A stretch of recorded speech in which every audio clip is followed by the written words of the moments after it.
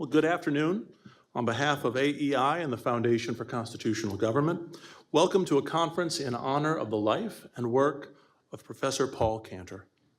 His passing in early 2022 was met with an outpouring of warm remembrances from his grieving friends and colleagues, and thoughtful reflections from the institutions and audiences who learned so much from his work. Professor Cantor was truly one of a kind, or maybe he was two of a kind, a deep scholar of literature, especially Shakespeare, and also a keen observer of pop culture, especially movies and television. In all of it, he saw old and new reflections of timeless questions, and so he helped his students and his readers to see them too. He was a teacher, and most recently, the University of Virginia's Clifton Waller Barrett Professor of English. He wrote several books, including 2017's Shakespeare's Rome, Republic and Empire, and 2001's Gilligan's Unbound, Pop Culture in the Age of Globalization. We're lucky to be joined today by many of Paul's colleagues and friends, including his own teacher, Professor Harvey Mansfield, who will offer some closing reflections. But we begin this afternoon with a conversation about Professor Cantor's writings on Shakespeare, moderated by Bill Crystal, co-founder of the Weekly Standard, where many of Paul's essays appeared. As it happens, Bill interviewed Paul several times for his own online series, Conversations with Bill Crystal. Through those video interviews, Professor Cantor was able to reach still more students. So too with his online lecture series, Shakespeare and Politics, which Andy Zwick produced for the Foundation for Constitutional Government. If the students in the room haven't already seen those videos, well, please be sure to look them up. So before Bill introduces our esteemed speakers and begins the first conversation, we'll start with a brief clip from one of Paul Cantor's own conversations with Bill Crystal. It's really the central theme of Shakespearean tragedy is the tension between a single great individual and the community he both serves and defies. And you see that in Macbeth, you see it in Othello, in a weird way you see it in Hamlet, you can see it in King Lear, and certainly in all the Roman plays. That's one of the most fundamental tragic facts for Shakespeare, that political excellence and human excellence are not the same thing, and that a great man can be very dangerous for the community he seems to serve, but may in fact want to go beyond and even take over in some cases.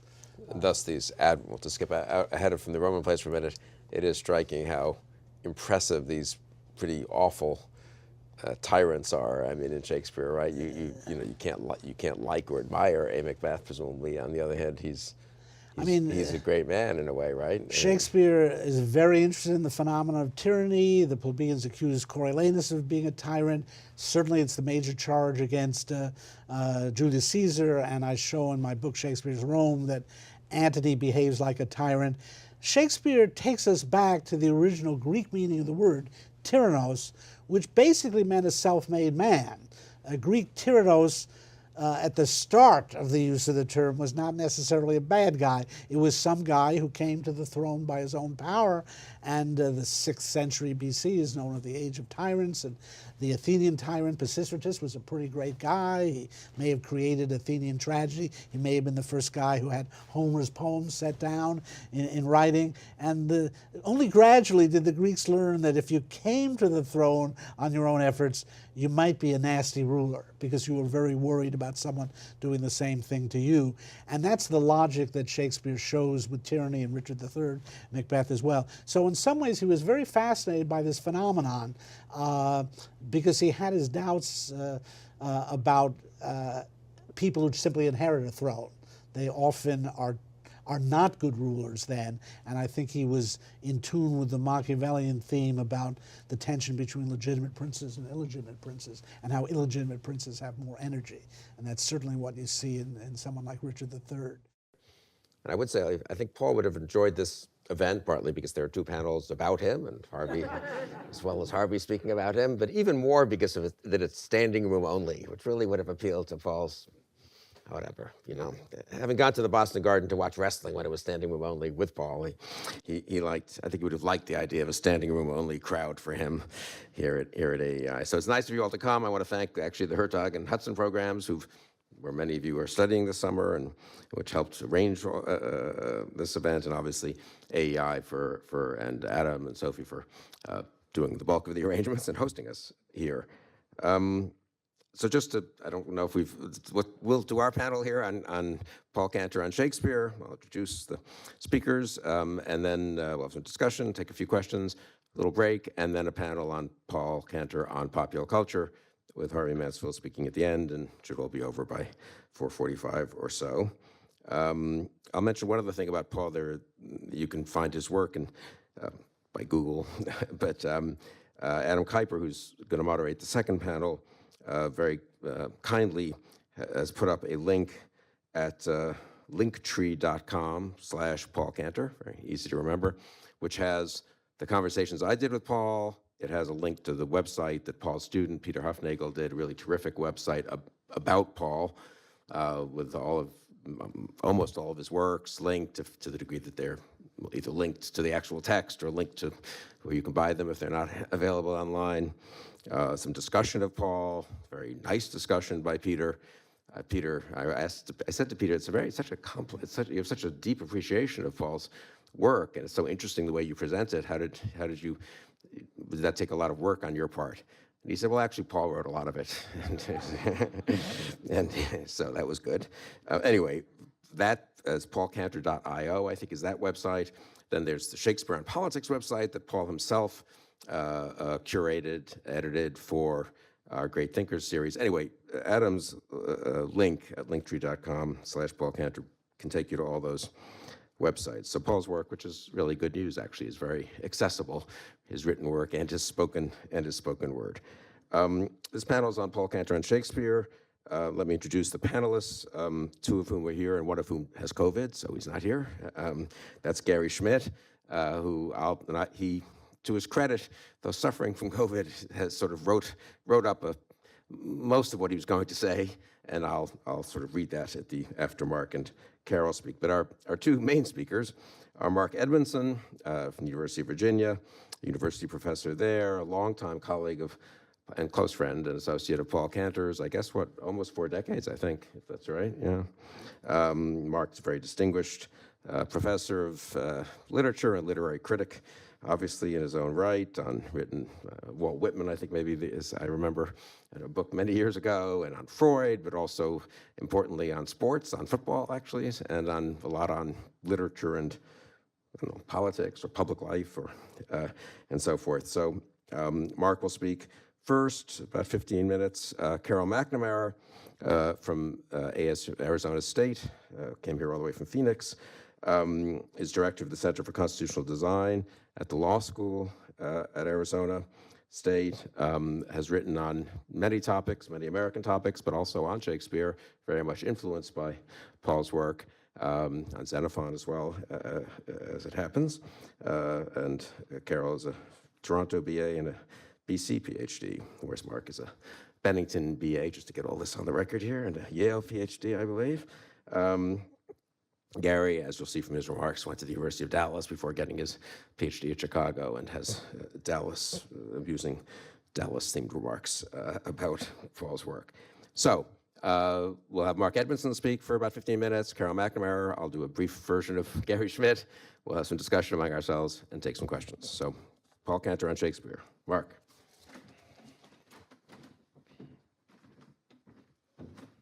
Thank you, Bill. I'm glad you're all here. Everybody hear me okay? Beautiful. Paul Cantor was my colleague in the English department at the University of Virginia for nearly 40 years. He arrived only a short while before I did. I came in 1984. Paul came from Harvard as an associate professor recruited by E.D. Hirsch, who was very good at summoning talent.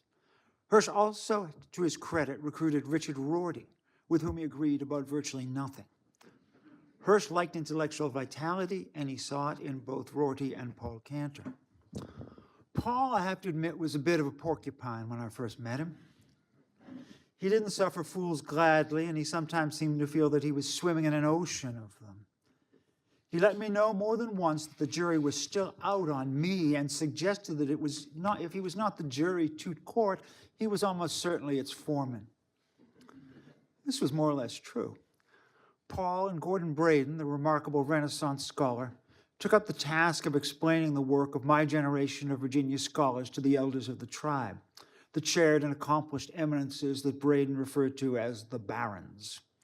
The barons possessed endowed chairs, maintained impressive real estate holdings, traveled extensively, and published judicious and often wise works. We, the juniors, were not unimpressed with the various forms of academic apostasy. The name Derrida comes to mind. Paul and Gordon, no deconstructors themselves, found the good in our work when it was there to find and broke it down for the Parliament of Elders. Paul did this in my case, I know, and for this I owe him dearly. At tenure time, he told the assembled mages that I was much more of an intellectual, think old partisan review, than a true scholar, and that intellectual types were good to have around, sometimes. He paid my teaching one of the finest compliments it's ever received when he was the lecturer in the second part of the department's vast survey course and covered the Romantics. If you see a paper on the Romantics that seems too good for an undergraduate to write, he told his TAs, ask them if they took a course with Edmondson. He actually teaches them something. I continue to teach courses on the Romantics, though I confess I've changed my sense of what makes someone a romantic at least twice since then. Am I, more an intellectual than a scholar? Perhaps so, though at present anyone who has read Paradise Lost all the way through probably qualifies as a scholar. Paul himself was a deep scholar and a true intellectual. From his intellectual side, he wrote frequently for educated general audiences. Paul, it sometimes seemed, could write about anything and write clearly and write well. He often popped his pieces into my mailbox, and whenever I saw one of them, my heart lifted. I recall reading wonderful stuff, written with clarity, gusto, and humor, on, among other things, The Simpsons, The X-Files, the TV show Deadwood, Gilligan's Island, which Paul loved rather unaccountably from my point of view, pro wrestling, and South Park. Paul felt that literary intellectuals often badly underestimated popular culture. Capitalism, which Paul admired, even adored, did a very good job stimulating lots and lots of different kinds of work. Some caught on, most didn't. It was a little like a sea turtle hatch in the Galapagos. Most of the hatchlings die on the beach, scooped up by frigate birds. But those that please a broad, intelligent audience grow in potency and last long. The Simpsons was one such survivor. The humor in the series was constantly skeptical about convention in general and about American convention in particular. The show flayed the fat cats. But at the core of The Simpsons, there was an important affirmation. The Simpsons always stuck together. They were a buoyant, flexible, funny American family, though I'm not sure what they did with baby Maggie during some of the lengthy episodes.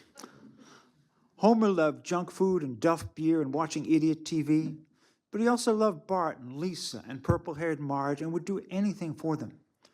The show, Paul said, was a great defense of the nuclear family. Note, Paul was unmarried, single, the kind of rootless intellectual that T.S. Eliot, in a distasteful aside launched at UVA, told us to watch out for. But Paul understood that he was not like everyone, and what he wanted for everyone, and especially everyday Americans, was the best. Paul was an innovator in the studies of popular culture. He felt he introduced its richness to conservatives who had generally found it unpalatable, thinking that its barbs were aimed chiefly at them. As Paul put it memorably in an interview, Nixon went to China, I went to Gilligan's Island. Paul was also a remarkable scholar of Shakespeare, whose status as a popular artist he continually affirmed. Though he was willing to say that Shakespeare passed beyond the popular and solicited the energies of the truly learned. Of these, Paul was surely one. It's common to say that Shakespeare is spectacularly wise, but few are equipped to tell the world exactly what Shakespeare knows, to make what is implicit in his work explicit to the world. Paul held to the rather unusual view that Shakespeare was not a poet of negative capability, standing off in uncertainties, mysteries, and doubts. Paul Shakespeare actually knows more than a little about the life of Rome and about politics in general. Paul's Shakespeare expresses values in his plays. Paul makes these thoughts manifest in what I think his best book, Shakespeare's Roman Trilogy, The Twilight of the Ancient World. This book is so rich as to defy summation. Still, we can say that Paul sees the three major Roman plays as forming a progression that ranges from the early Republic in Coriolanus through the transition from Republic to Empire in Julius Caesar, and finally to the Empire beginning to enter its decadent phase in Antony and Cleopatra. Paul senses that Shakespeare maintains genuine allegiance to the Republican, heroic world of Coriolanus. In Coriolanus, the public world matters above all. The question, what good is this for me, is a secondary question, often an irrelevant one. The question of the greatest moment is, what is good for Rome? What is good for Rome? The res publica, the public thing, trumps all. Life in Shakespeare's Roman Republic is simple, clear, and clean. Men and women, yes, women too, recall Volumnia, know what they should do. They should serve Rome to the best of their powers. Coriolanus, of course, comes to believe that Rome has betrayed him, and then urged on by his mother, an archetypal Roman matron, he changes his mind and sees his way to his duty. The life of the Republic is noble in its commitment to honor and to the state, but as Paul points out, it lacks something in richness. Private life is nearly a void. Private life is where one husbands the resources to do the one thing that matters, that is, to serve Rome. Jump ahead to Antony and Cleopatra. There, private life is making radical incursions on the public world. Antony, once a great Roman warrior, not entirely unlike Coriolanus, is now in love with love, and with Cleopatra's love in particular. Where Coriolanus's is a world of radical simplicity, life in Cleopatra's Egypt is rich, lush, complex. Day-to-day life is not utilitarianly bland anymore, but profoundly rich and interesting. The setting of Antony and Cleopatra is not local, but global. The pursuit of pleasure has undone tough-minded discipline and Roman resolve. Life is complex, variegated, fascinating, but it is also decadent and unable readily to withstand assault from without. Antony retreats at Actium to follow Cleopatra, goddess of erotic joy and sensual delight. This is how empires perhaps fall. Apply this tale to the American empire, if empire we are, as you like. Paul's work comes wonderfully together in his essay on Breaking Bad, in which his interest in popular culture and his interest in Shakespeare merge to create a splendid synthesis. It's all in the essay's title. I remember Paul strolling by my office, stopping at the open door and saying, "You're going to like this title for my Breaking Bad piece.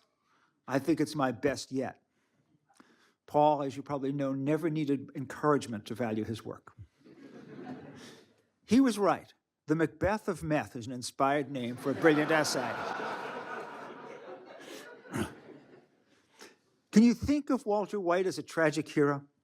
Paul persuades me that you can, and in the process offers a remarkable characterization of that figure that impressively augments Aristotle. Paul is also the proud source of what is to me the very best interpretation of Hamlet, bar none. I include the interpretations offered by Freud, Coleridge, and Bloom. The two readings, the one of Macbeth and the one of Hamlet, are related to each other. For Paul, both protagonists are men caught between two worlds, the world of Christianity and the world of paganism. They are divided beings. Both have bloody business to attend to, yet both have Christian reservations, Hamlet more than Macbeth perhaps, about getting down and doing it. Walter White has his dynamic contradictions too. He becomes in time Heisenberg, the best meth maker in the Southwest and a stone killer. But Walter is also a family man. He goes into the meth business to do what hordes of American dads have done and will do, sacrifice himself to make life better for his family. He's a good man in the conventional and rather tedious sense, but he has brutal yearnings that arise when the opportunity is ripe for them. He struggles in himself with a version of the antinomies that formed and destroyed Macbeth and Hamlet. In his intellectual life, the Paul Cantor I knew was the most unconflicted of figures. He knew that he was made to observe, to read, and to write, and to enjoy the very best that culture sent his way. He loved to immerse himself in books, see art, listen to music, travel the world, have a glass of fine wine. He loved to watch TV, eliminating the garbage, as he liked to call it, from the rare, brilliant stuff he found there. His work, apparently disparate, hangs together. He loved capitalism as a form of social organization. He adored the possibilities, though not every product, of popular culture. He worshiped Shakespeare, and he knew exactly why. He had a modus operandi in his work, which was to locate himself at the point of transition, where Rome turns from republic to empire, where local American culture becomes global, where romantic poetry comes to its conclusion in Yeats, where the American West goes from a consensus-based community to one bound by restricting laws. Paul was a libertarian, not a conservative. He told me this many times, and it was palpably true. He valued freedom, freedom for himself and for others. He enjoyed great freedom of mind, traveling where his taste and his intellect took him, with exuberance, insight, and no apology. We will not see his like again. Thank you.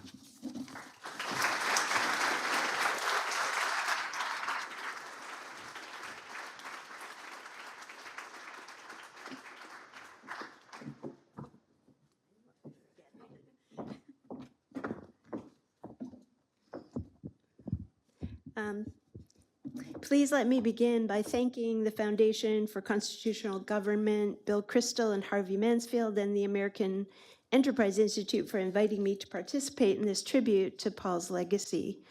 Paul Cantor wasn't my professor, but I like to think he was my friend.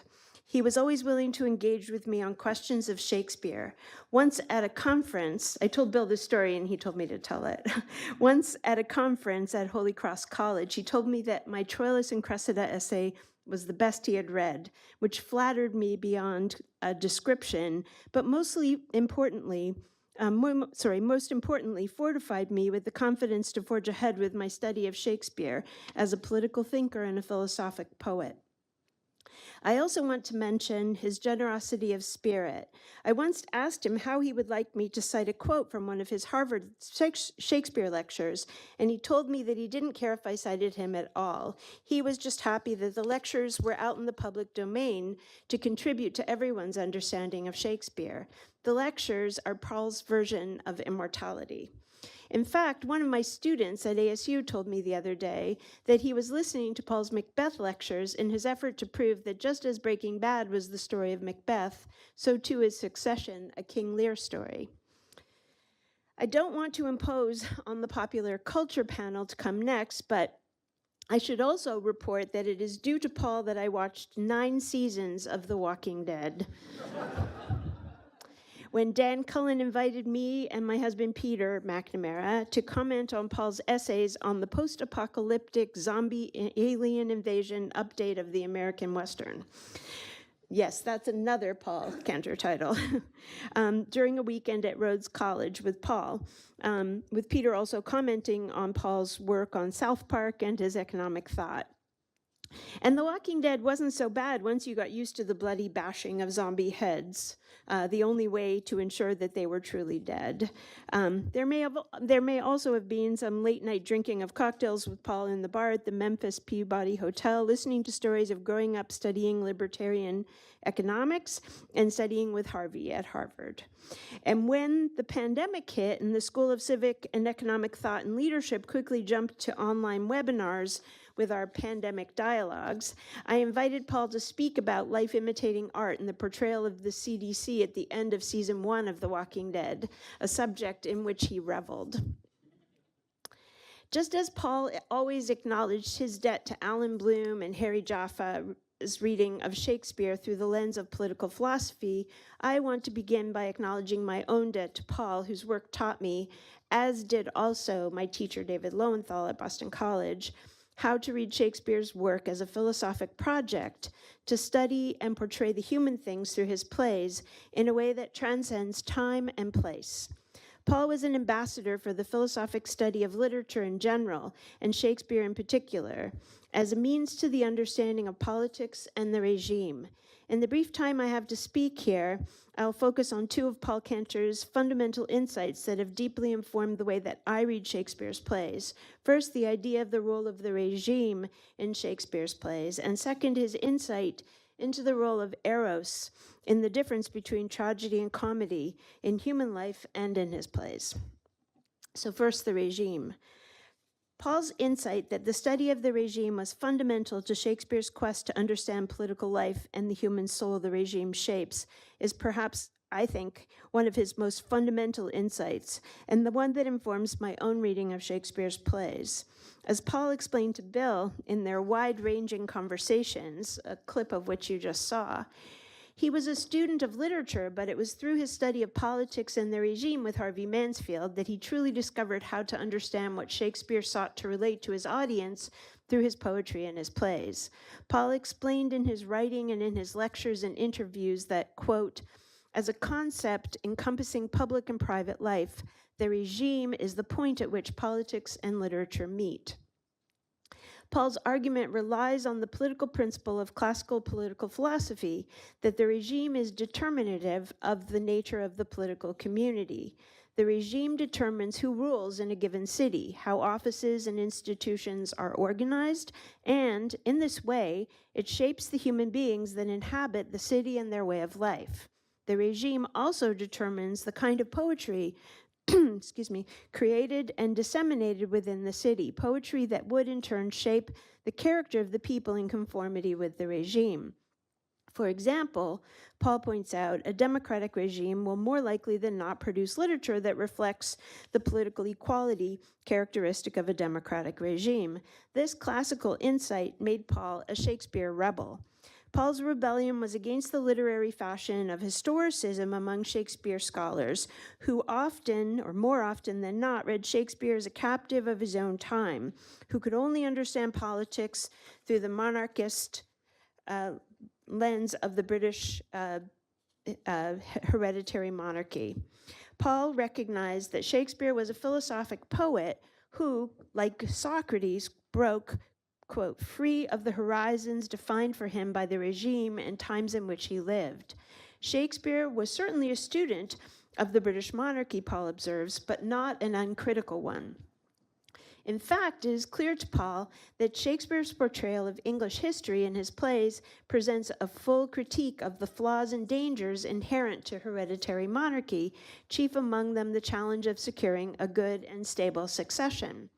Paul explains that in the English history plays, Shakespeare focuses, as he often does, on what we can learn from historical points of transition from one regime to another.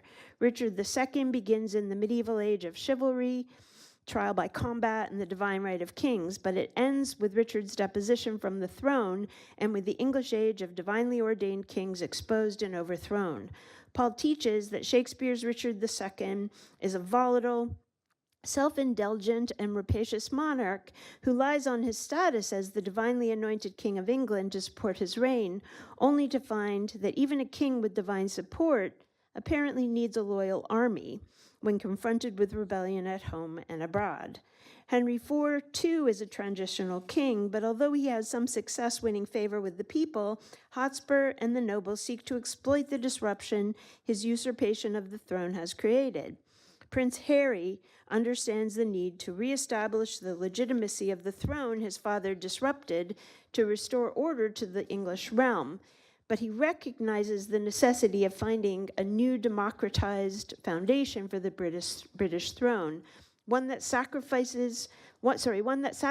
the people, that they will not be oppressed by the nobles and the king, and that channels the ambition of the nobles with leadership opportunities. This was Paul's argument. It is Henry V who learns from his time spent among all the good lads of Eastcheap and that the realm needs a king who can, quote, drink with any tinker in his own language, a line to which Paul called my attention. That does not mean that his reign is entirely just, as Paul would also point out in his effort to follow his father, Henry IV's advice to avoid, quote, rest and lying still that might make the English nobles and people restless, and instead to make, quote, his course to busy giddy minds with foreign quarrels. Henry V stretches his claim to the French throne to unite the people, the low and the high, in a venture against a common French enemy. Paul also explained how Shakespeare uses his portrayal of the French battles to demonstrate the contrast between the haughty medieval French nobles weighed down by their heavy armor and the ultimately victorious, though outnumbered, innovative British troops composed of ordinary soldiers and aristocratic officers armed with longbows and clever modernizing strategy. Before the great battle of Agincourt, Henry borrows a cloak and goes out among the men in disguise to gauge their morale and readiness, and perhaps, if he can, to calm their nerves. It is in this disguise that Harry shares with us and the soldiers his worldview, according to Paul, that the king is this is Shakespeare, that the king is but a man as I am.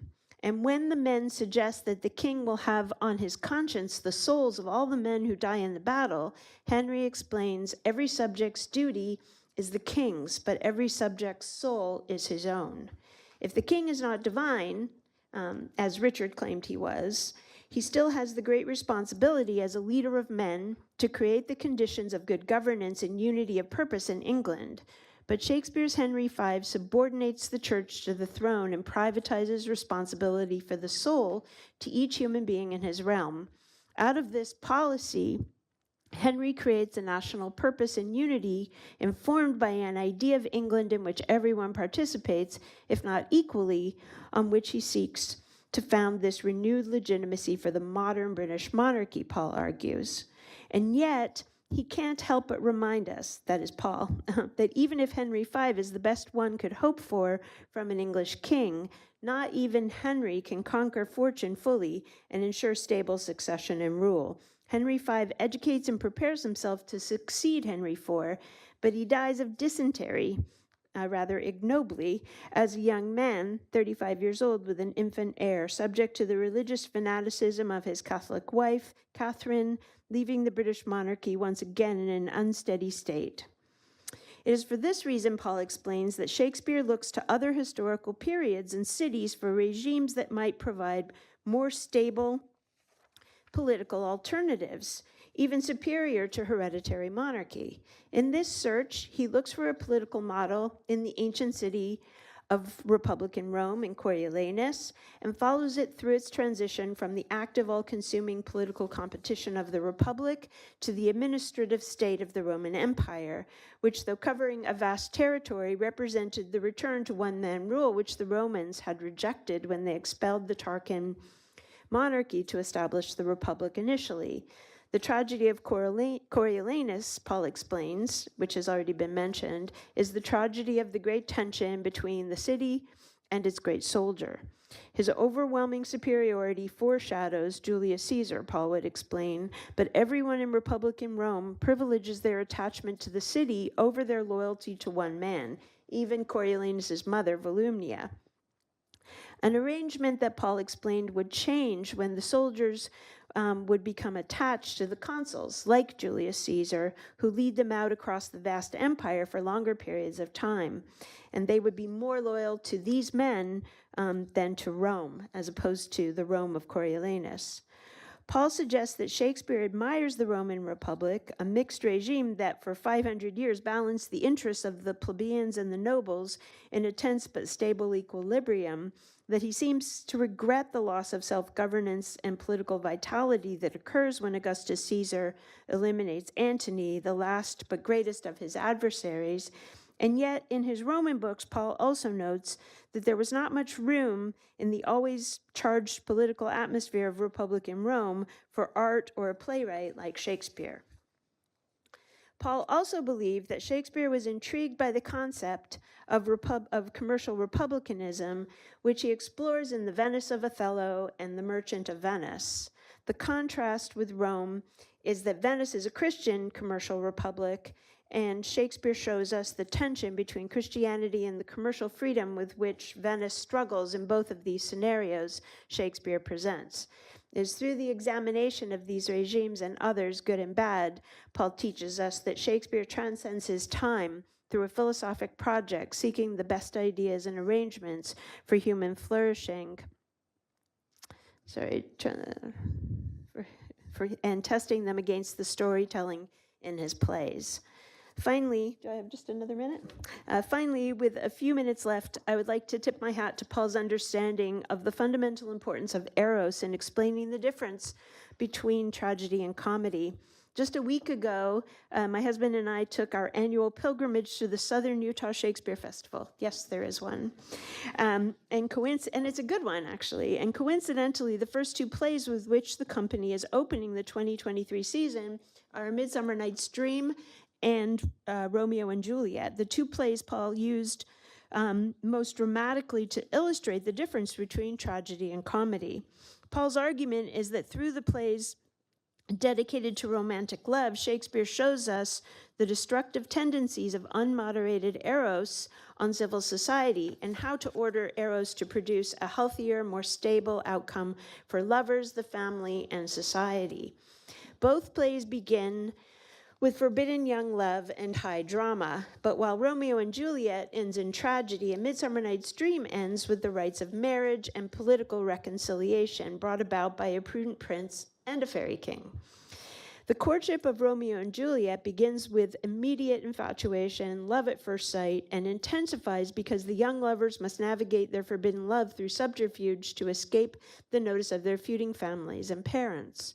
The star-crossed lovers flee Verona to be together in an overly complex, ill-fated scheme facilitated by a meddling friar, which leads to the untimely death of both young lovers. Note that the friar, a close advisor of Romeo's, believes he can repair Verona's political divisions by secretly marrying Romeo and Juliet. In this way, Shakespeare makes known his belief that society would be a great deal better off if the church stayed out of politics, according to Paul.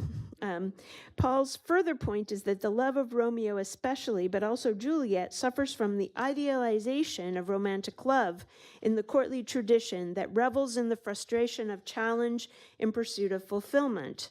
Tragedy results because they must have each other or no one, and ultimately only death can fully validate that kind of love. On first reading, and especially first viewing, of A Midsummer Night's Dream, it is the 16th century version of a contemporary romantic comedy. The troubles of young Athenian lovers, thwarted by meddling authoritarian custom, are resolved after a chaotic evening in the forest, just beyond the law and order of the city. In the forest, it is difficult to track which lover is attached to which beloved. Paul loved to point that out. As a result of Oberon's magic, the lovers become almost interchangeable, Paul liked to observe. When the play concludes, the young lovers are all sorted happily with their proper, or mostly proper, companions, ending as Shakespeare's comedies do, with harmonious partnership in marriage. Not altogether an inaccurate all the people who are young in the audience, not altogether an inaccurate metaphor for the variable trials of young love. The frustrated lovers are initially threatened with heartbreak, exile, and even death. Instead of battle and tragedy, however, Theseus resolves the quarrels without resort to violence, although unbeknownst to him with the assistance of the fairy king Oberon, to bring about a peaceful, stable political solution in Athens. Paul Cantor's argument is that Shakespeare shows us through comedy how to loosen the grip of a literary-inspired romantic love that focuses on perfection or death to transition to romantic comedy that avoids potential tragedy by reducing the stakes. I'm indebted to Paul Cantor for my ability to see these important political and philosophic teachings in Shakespeare, and I'm grateful again to the Foundation for Constitutional Government for preserving Paul's teaching and ensuring his immortality through the recordings of interviews with him and the Harvard lectures. Thank you.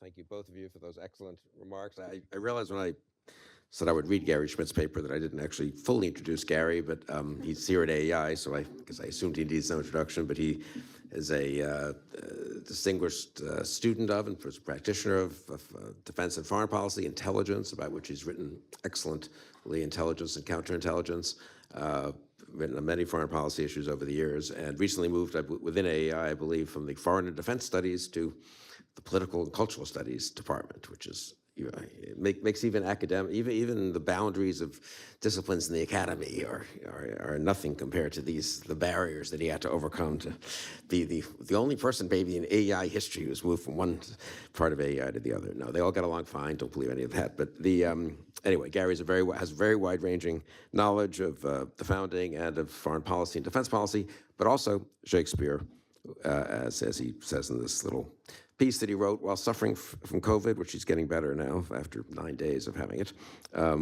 be testing positive.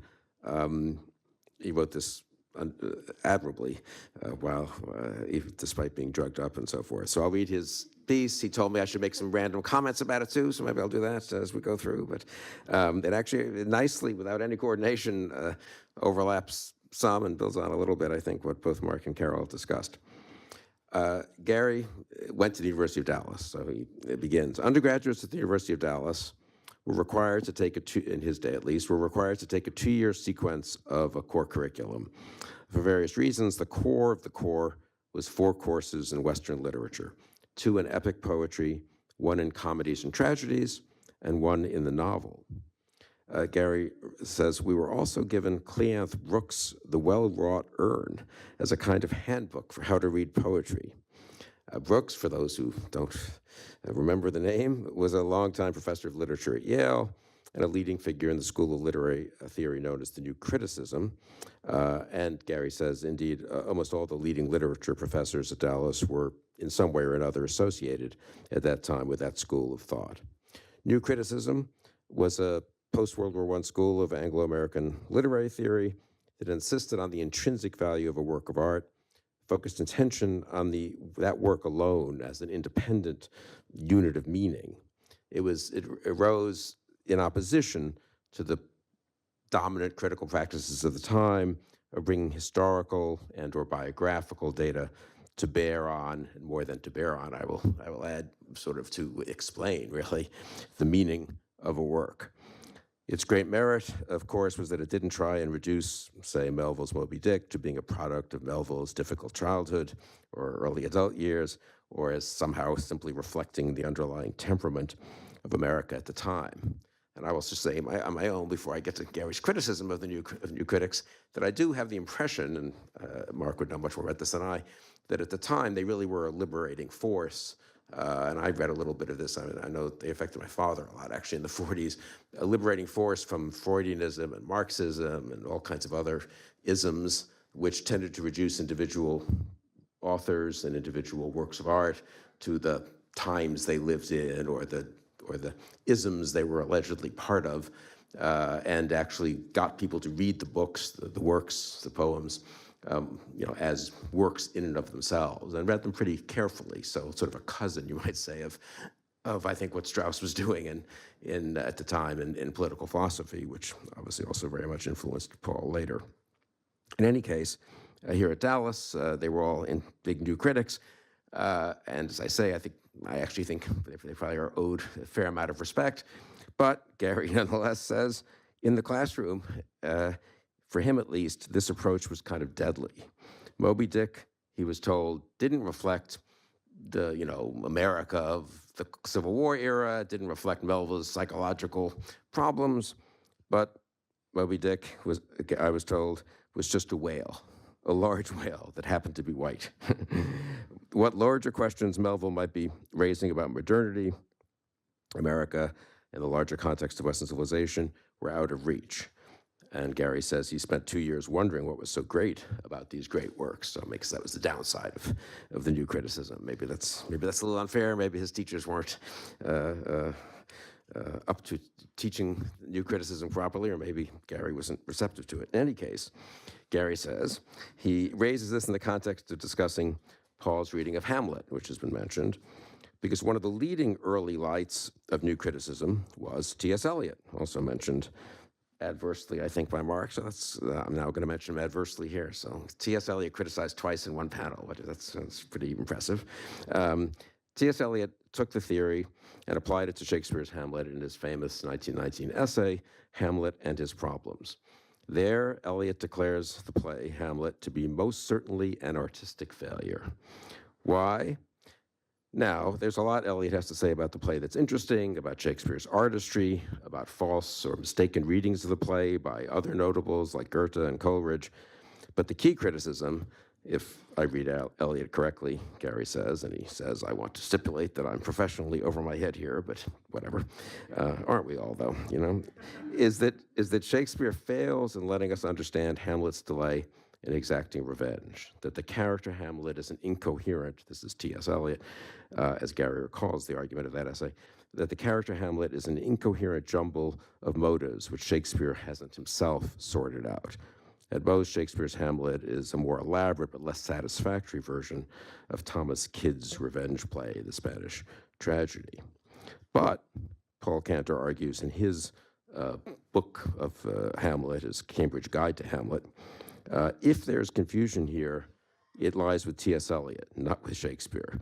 And it lies with ignoring the context in which Hamlet lives and in which Shakespeare places him in the Renaissance. And it lies in ignoring the broad historical questions, tensions, and issues that might inform Hamlet's behavior in our understanding of the play's core. In other words, Eliot's new criticism didn't give him access to a sort of full understanding of Hamlet in a way that Paul thought was possible and desirable. What, according to Cantor, is at play here in Hamlet? For Paul, the key is the setting, the Renaissance, the rebirth or renewed appreciation of classical thought and virtues, but in an era still dominated by Christian culture. And whereas attempts were made then and by scholars today to reconcile those two things, classical views and Christian views, Cantor argues that Shakespeare was fully aware of the fundamental tension between the two worlds, perhaps best represented by the incompatible figures of Homer's Achilles and Jesus himself, or let's say the characteristics praised by Jesus in the Sermon on the Mount. Here, according to Cantor, lies the heart of this and other tragedies, the incompatibility of two distinct notions of virtue. In short, Cantor concludes, the richness of Hamlet is in many respects the richness of the Renaissance itself. If the play strikes us as complex, a principal reason is that the age it is portraying is complex as well. With this key, we can begin to understand why Hamlet delays in responding to his murdered and armored father's demand that he revenge his death at the hands of Claudius, his father's brother. For an Achilles, there will be no delay. But Hamlet is being asked to take revenge, and with that act, ignore a fundamental tenet of Christianity, that justice is meted out by God, and to act otherwise is to risk losing one's own immortal soul. His pause is the result of wondering what dreams may come when we have shuffled off this mortal coil. And perversely, it's Hamlet's concern with the afterlife that prevents him from taking advantage of an opportunity to kill Claudius when his uncle is at prayer, because that might possibly pave his way to heaven. Hamlet is caught between two worlds, or as Cantor puts it, his soul itself becomes a kind of crossroads, a battleground on which pagan and Christian attitudes, ancient and modern values, meet and fight to a standstill. The tragedy is that Hamlet never resolves this conflict, preferring a passive form of suicide that is neither heroic in the ancient or the Christian sense. Again, this is not to dismiss, Gary cautions us, out of hand what new criticism can bring to the table when reading poetry and literature. But it seems to fail in the case of Shakespeare in particular. The reason is, in my decidedly non-expert view, Gary stresses, that the corpus of Shakespeare's work cannot be fully understood unless you see him consciously examining all the key elements, moments, and questions in Western civilization. This is not to say that Shakespeare somehow just reflects how that civilization was thought of as an Englishman of Elizabethan times, but rather that if you're not aware of the broader issues at stake, you will indeed miss the forest for the trees. Now, this will be very high-minded, but Gary thinks it would be wrong not to mention a bit more about Paul as a person, as opposed to his deep thoughts about the canonical works of literature. And so, Gary says, I want to end on with a story about the first time I met Paul. I had moved to Charlottesville in late summer of 1977 with two other University of Chicago graduate school colleagues and our mentor, Professor Herb Storing. We were, among other things, to help Storing set up a program on the presidency at the White Burkett Miller Center while being hired at UVA as junior faculty. Tragically, Storing died shortly after we started, And for the first year, we were left running the program until they hired Story's replacement. Not infrequently, we would have speakers at the center and then take them to dinner afterwards, inviting a few friends and friends of friends on the faculty to join us. On one occasion early on, this included Paul. I think this would have been Paul's first year, actually, or maybe second year at UVA. At the time, Gary says, I didn't know Paul personally, but my colleague Jeffrey Toulis told me before the dinner that Paul had been a wildly popular literature professor at Harvard, and famously, or so the story is told, was so engaging a teacher that Caroline Kennedy, the daughter of the late president, John F. Kennedy, had brought her mother, Jackie Kennedy, to Paul's class to hear him lecture. Now, I actually thought that's a cute story. Could be true, could be half true. Too good to check, as we used to say when when I edited the magazine, you know. But Michael Moses confirms that this is not only that this is true and that you were there in this class. Caroline Kennedy, I think, began at Harvard in '76, and so Paul left in '77. So it's quite possible that either when she was visiting, maybe the year before, but maybe it was actually her first freshman year. I guess it would have been. She brought her mother to the. I guess they still have that Parents' Day, whatever that is, for the freshmen at Harvard, right, and elsewhere. To see Paul's lecture. So Paul wasn't simply making up, wasn't at all making up the fact that Jackie Kennedy had come to see Paul's lecture. Anyway, Gary, having heard this story from Jeff Toulis, who had heard it from Paul, of course, wanted to meet Paul. And Gary was interested in Shakespeare's as well. So they show up at the restaurant, and Gary says, we have a large group that seated at a longish table. As one of the hosts, I plopped down on a middle seat with my back to the wall facing other guests. Being in the middle, I couldn't often fully catch who was saying what at either end of the table, and neither could the folks on either end catch what the other end was talking about. Trying to be polite, Gary says, I was jumping back and forth as best as I could from one conversation to another. At one point, our guest of honor to my left was going on about how the quality of television had just kept on going downhill and had hit rock bottom, specifically mentioning the show Laverne and Shirley, which was a then popular sitcom about two young women and best friends who worked as bottle cappers at a Milwaukee brewery in the late 1950s. Gary continues, he says, I then turned, and virtually at the same time, and utterly coincidentally, Paul was in the midst of praising the greatness of this show. I don't remember the grounds of Paul's praise, and speaking personally, Gary writes, I thought it was a pretty lame show. But it did become the most watched TV show the next year and won all kinds of awards. And nonetheless, as Gary says, he appreciated the fact that Paul was admitting to watching lowbrow TV and in liking it. I guess he didn't anticipate that in 1977 and 78, though, that this would become a huge part of Paul's work and his career subsequently, and genuinely an important part and an important contribution.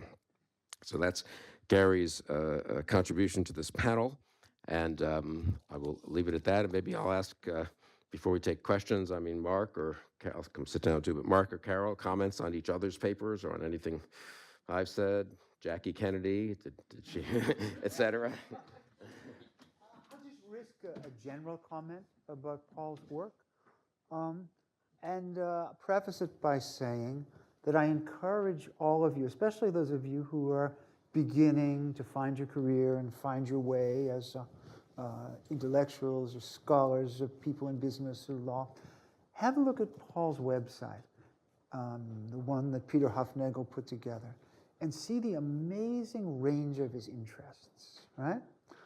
And as I go through this beautifully produced website, two words come to the fore for me about Paul. One is enjoyment, and the other is curiosity. Do you know? Paul was always on the lookout for works that he could authentically enjoy. And he found them in Shakespeare, and he affirmed them. And he found them in TV and movies, and he affirmed those. He wasn't snobbish about them. If he liked it, and he'd try to tell you why, right? He truly enjoyed Shakespeare, and here's where curiosity comes in. He would say to himself, when he enjoyed something, what is going on here? What does this, how does this give pleasure? How does it teach us something? Why do I keep coming back to it and back again? And you see this bearing fruit in the beautiful book about Hamlet, where the fascination with the play, affection for the play, admiration, takes him to major insights about Hamlet and about Shakespeare. The reason I talk to you about Paul's career is that if you are thinking about entering some zone of intellectual profession, right, you can see somebody here who really did it. Do you know? He found what was interesting to him, he celebrated it, he explained why, and although I'm sure Paul wished he had more years on this earth because there was always something else to enjoy and to explain in the most sophisticated manner possible, one has the sense, looking at his work, that he died a completed intellectual and human being who had fulfilled his destiny as he saw it. And it's a wonderful thing to see. Hard thing to follow. You want to follow that, Carol? That was a lovely mark.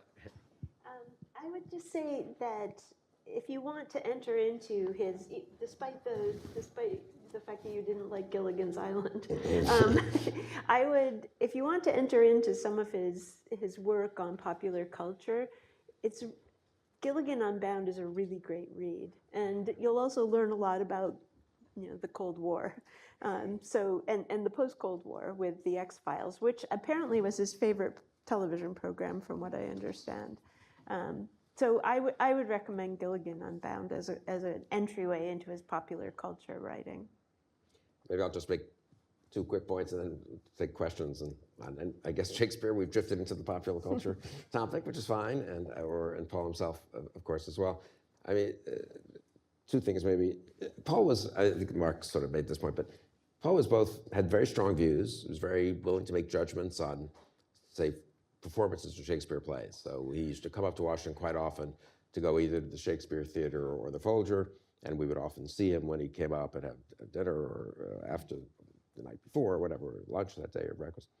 And Paul had strong judgments, but they were not predictable. And in particular, as someone who was, I'd say, generally a traditionalist in a lot of these things and didn't like all these excessive liberties, that none of us, I guess, are supposed to like, if directors take with, the text and with setting it in 1920s Rome or something like that, or, and so forth. Paul was very open-minded, I'd say. I remember my wife Susan being surprised when she didn't know him quite as well early on, that Paul would sort of say, "Oh, that was a very intelligent production, and it's, of course, ultimately, maybe you should put the time, produce Shakespeare in the time in which he said it, since it's quite important, actually, as everyone's comments have pointed out, that the particular time and the particular status of the different regimes and of Christianity and so forth. But you can learn something from an intelligent director who decides to forego a little bit of that accuracy to make some other points about the characters or whatever. And so Paul had an unusual combination, I would say, of open-mindedness and willingness to make judgments. Usually one finds one more than the other, and that was very impressive in this respect and in others in terms of musical. He had strong opinions about about both composers, classical composers in particular, but also performances, and he had a very, very sophisticated musical judgment and appreciation, much more than I, and would say this is a very good performance and this one isn't, and then you'd ask why, but he would have a reason. This one really should be played more fast, and and Karajan played it too slowly or whatever. I mean, it's just very interesting. But then you could make a case the other way. We had a big argument. We were supposed to do a conversation. The next one I think Paul wanted to do. Wasn't quite. He said he would have to work more on this one than on Shakespeare or Gilligan or the Western and stuff. Was on the Mozart da Ponte plays, the 3 Mozart da Ponte plays, which I like a lot, and Paul liked a lot and knew very well, and we had a slight disagreement in interpretation of Costi fan tutte, and so he wanted to really go back and look at that, and then we could argue about it a bit we wouldn't have really argued about it. He would have explained the truth, and I would have maybe registered 1 or 2 minor demurrals, but I regret that conversation didn't take place.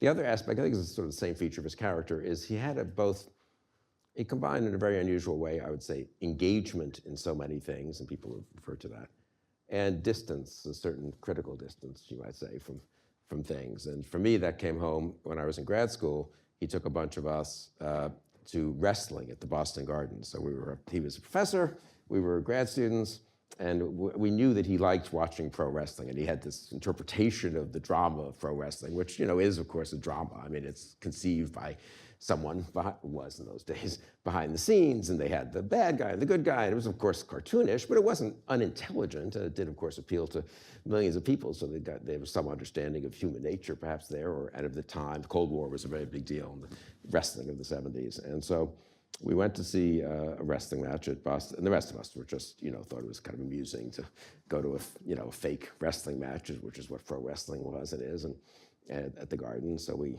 took the tea into the Garden one night and all watched this wrestling match. And Paul was a real aficionado of pro wrestling, so he would explain what was happening and what was going to happen, because he'd seen these things. You know, they only have so many routines, right? So I remember once very much vividly watching it, and Paul said, "Oh, they're moving the chairs near the ring where the quote referee and, you know, the umpire or whatever sits, you know, timekeeper or something, and they're moving them away. That means one of the guys is going to be tossed out of the ring." And sure enough, 30 seconds later comes the big, you know, dramatic toss of the person. And he explained that the bad guy, they'll have the series of bouts. The bad guy will start with, the bad guys will win a couple, which will disturb us in the audience, the heels, the thuggish guys. But luckily, almost always, not always, but usually the good guy would win the final bout, so you would go home sort of satisfied and by the evening. And I remember late in the evening, and there were a lot of bouts, you know, so I was thinking about 2 hours. I'd gotten caught on a little bit to Paul's teaching at this point. And I saw something happening. I thought, oh, I can see they're about to do this. So I turned to Paul and I was about to say, oh, I see, you know, what you said here, I think it's about to happen. It was a very dramatic moment in the match. And Paul was jumping to his feet, cheering on the good guy in this fake fixed match, you know? So Paul was at once an extremely sophisticated and knowing viewer of this art form, if you want to call it that, of this fake wrestling.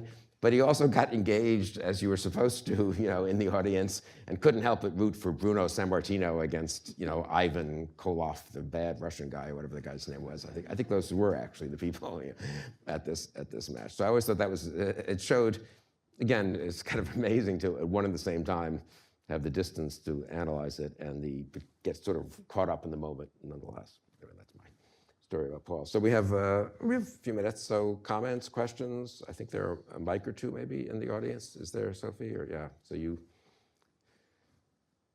here we have someone down here right near the front, I think.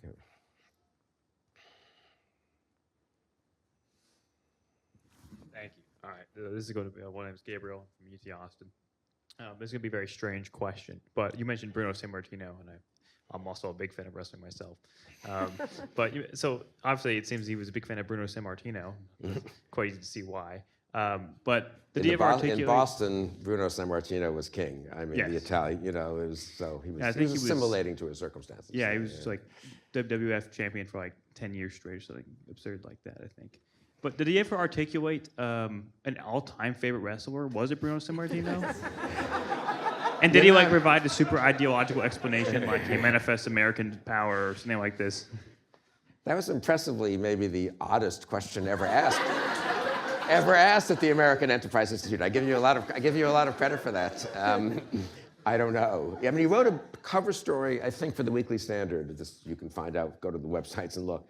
He certainly wrote for the Weekly Standard on pro wrestling, and I think that's included in maybe the Gilligan book. And I think it was a cover story. And the one maybe more than one piece. The one he wrote for us, I remember, was the end of the Cold War. So it was, and the point was, which is sort of obvious at a level of generality, but very amusing the way he saw it, was back in the 80s, 70s and 80s, you had the good guys, Americans pretty much, and the bad guy, Russians, but maybe the Russians become a good guy, you know, by sort of defecting from the regime, as it were. And then there were these, after the oil price hike in 73, the Arabs didn't come off very well in wrestling for a while, you know, and so forth.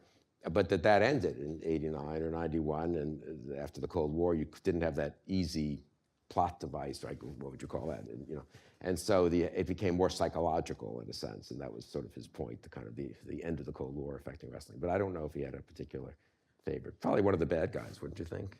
Yeah, they're more interesting, you know. Or were they truly bad? You know, Completely. that's why they're more interesting, you know. Questions? Shakespeare, Paul Cantor, right in the back there, maybe? Yeah.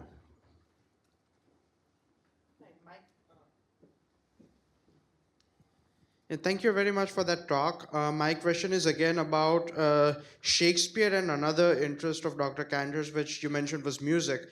And there have been many operatic interpretations of Shakespeare by leading composers throughout the centuries. And I was wondering if he had any opinions about how, when you stage these operatic productions, directors again tend to make their own interpretation of not only Shakespeare, but the particular libretto and music of the opera on stage and present a certain type of message. Did Dr. Cantor write or share any wisdom about such productions? Do you know anything about that, Mark?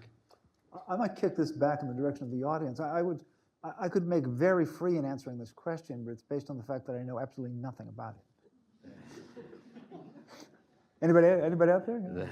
I mean, I would say Paul loved opera, but I don't remember talking to him about, you know, the Verdi's Macbeth, one of the famous operatic interpretations. I think most serious literary critics don't think much of them as interpretations because they have to sacrifice so much to the demands of opera, and what makes a good opera isn't quite what makes a good I think Michael knows something. play. Yeah, Michael probably knows more about that. He was a huge fan of German opera, Yes, well, that's what I was going to say. as opposed to Italian, which he grudgingly admitted was great. Right. But he was also, he was also a huge critic of what's known as reggae opera, but by which I mean when the director imposes a particularly distinctive avant-garde interpretation on an opera. Paul really detested it. I can't actually use the language he frequently referred to describe his reaction to it. Yeah, he loved Wagner, right? I mean, he taught Wagner. I remember when I audited his course at Harvard, which was called Myths of Creation, when he taught it, and I guess became his second book. Is that right? He taught Blake. I mean, it's all myths of creation, Genesis through Blake, and it was really a brilliant way of exemplifying, in a way, different writers' thought, but also worldviews, you might say. You know, Greek, Christians that are biblical, romantic, and he taught Wagner as a creator of pretty impressive myths of creation, I guess, and destruction. I didn't have much taste for Wagner, so we used to spar about that a little bit. But I think, Michael, didn't he? He loved Wagner to the end, right? Yeah.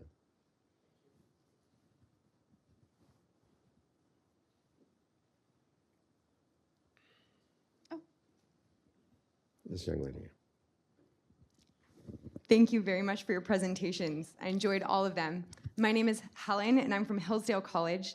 And if I'm not mistaken, many of us in the room are at least very interested in graduate school and academia.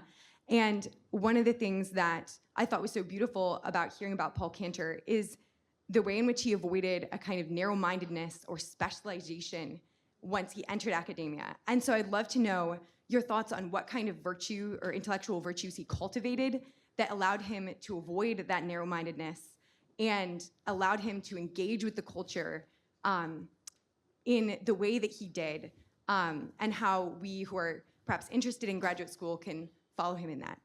Thank you. I think one of the academics should take that question. Sure. Paul did in time become a very wide-ranging critic and writer, right? But like many of us who have followed a similar path in academia, there was a base there. Do you know what I mean? He became a deep scholar of Shakespeare and the Romantics, and from there he acquired the taste and the tools to go off into all kinds of other zones. Speaking for myself, I was interested in the Romantics and Freud, wrote a more or less scholarly first book about them, and then began moving in lots of other directions, always informed by and leaning against those original kinds of scholarly commitments. So that the route that you're describing into the public realm is one I think is wonderful, and I would love to see more and more young scholars take it.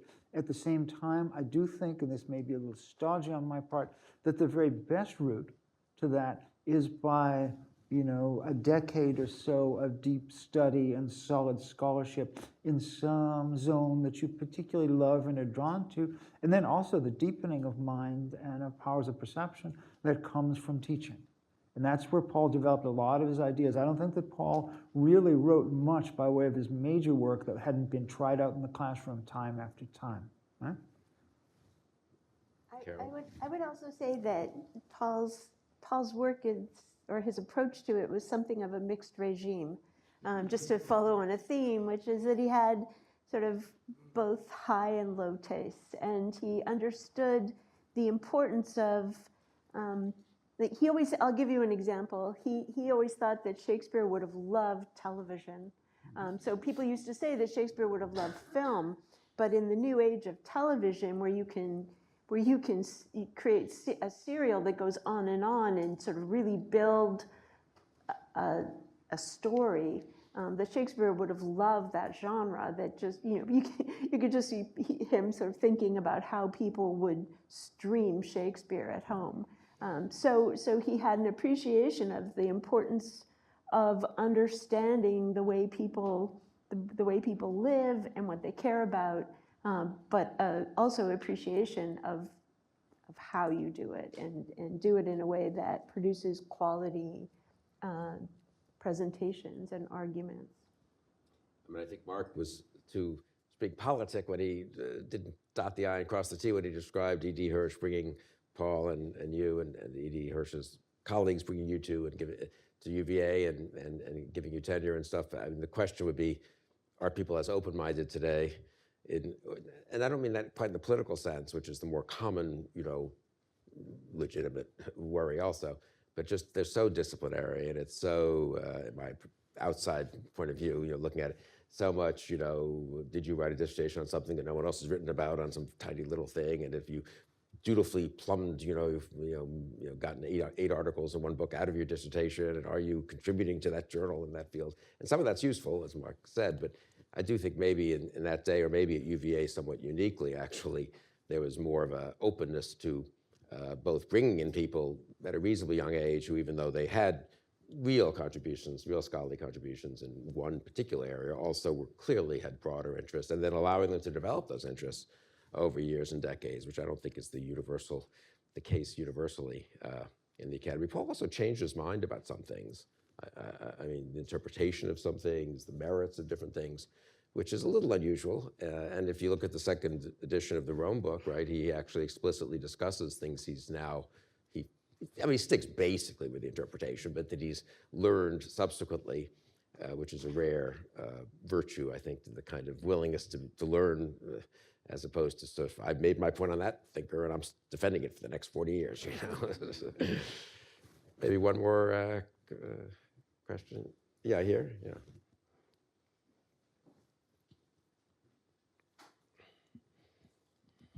Dr. Myrtle Alexander, Institute for Academic Management. As a subject of the King, I find it fascinating, so thank you for today and the work of Professor Cantor. I didn't know his work, quite frankly, before today, but I'm pleased to be here. We're in the process of launching an academy for dual education with British and American and Swiss entities. How would you suggest Professor Cantor would introduce his work to today's young people, not at this level, but at a very junior level?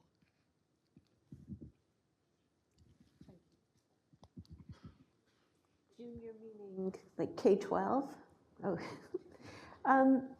I don't know. Do you see Paul teaching K-12? Well, Paul himself, I discussed this with him a little bit, maybe one of the conversations, was a very precocious young man in Brooklyn. He went to some reading group with Ludwig von Mises, the libertarian economist and thinker.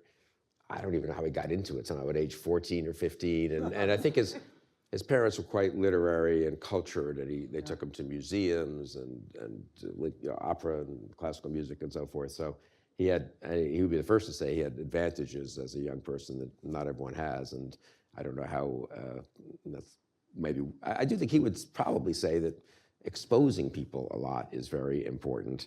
maybe more important than didactically lecturing them about how important it is to learn things, or that you need to have this interpretation of something, or to be a good American or a good something else, you need to have, earnestly, read some texts and sort of pledged allegiance to them, so to speak. I do think he was exposed to it awful lot in the New York of the, 5 years old now, so the 50s and early 60s, and really benefited from that. He then moved on in many of his judgments, I think, and in many of his interests. But I think that maybe just exposing people to high quality music, art, literature, and so forth, political thought, is very important. I think he discusses in one of the conversations, I asked him how he got, what Shakespeare play he first read. Julius Caesar. Is it Julius Caesar? He No. said, Okay, you I just remember better watched- than I. Yeah. I just watched it Okay. last week. So he So said Julius Caesar, and he thought it was the best thing that he'd ever read, and nothing could be better. And then he was listening to a play on the radio, and he's listening and thinking, this is better. And it turns out it was Coriolanus, which someone, and so then Coriolanus was the best, except for Lear and Hamlet. Of course, it was a different era when they would, like, Coriolanus would play on, New York public radio and once a week, which I think was true, probably, right? Yeah. Now, of course, it's all online, so that's a big advantage, right? Yeah, and maybe that's what he would say. I mean, just reading. I know that sometimes there are questions that people raise about whether we should to still always be reading Shakespeare in K-12, and it seems to me it's irreplaceable. And so just, that's where I developed my love of Shakespeare, and I think that's probably where Paul would say he began, and then he learned to approach these plays more and more sort of in a maybe not entirely sophisticated way, but just to understand them more fully and deeply and from different perspectives. And so just knowing the plays and having them available to you is a foundation for understanding Breaking Bad or King Lear or whatever. Yeah, I'll answer that just very rapidly. It's possible Paul was a very resourceful teacher, that he would meet the students where they are and say, hey, what's your favorite TV show? Yeah. And they'd say, my favorite TV show is such and such. And then he would say, well, what do you like about it, right? And the work of turning experience into words is a fundamental attribute of criticism, but it's also really good for human beings to do. I have a lot of wonderful students, and when they come back from vacation, like they've been in London, and I say, how was London? And they say, it was awesome. I say, can you elaborate a little bit? And elaboration in that particular instance is education. Taking an experience and turning it into words. And Paul was very good at that, partly because he was so intellectually adroit and so articulate, but also because he was willing to be honest about the experiences that he had. You may not like that. You may think it's silly, but I like it. I'm trying to figure out why. Okay, I got it. Here it is. So that movement in the direction of articulation, where just before there had been a grunt, a nod, or an it's awesome, I think was crucial to this sort of thing that he bequeaths as an educator. That's an excellent thought to end on, I think. And Mark and Carol, thank you. Thank you, Gary Schmidt in absentia. And thank you all.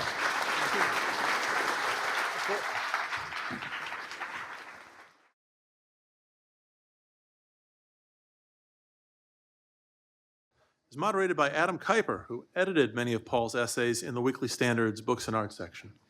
Before joining the Standard, Adam was editor-in-chief and co-founder of The New Atlantis, and now he is executive editor of The Bulwark. But once again, let's start with some of Paul's own words in another video clip.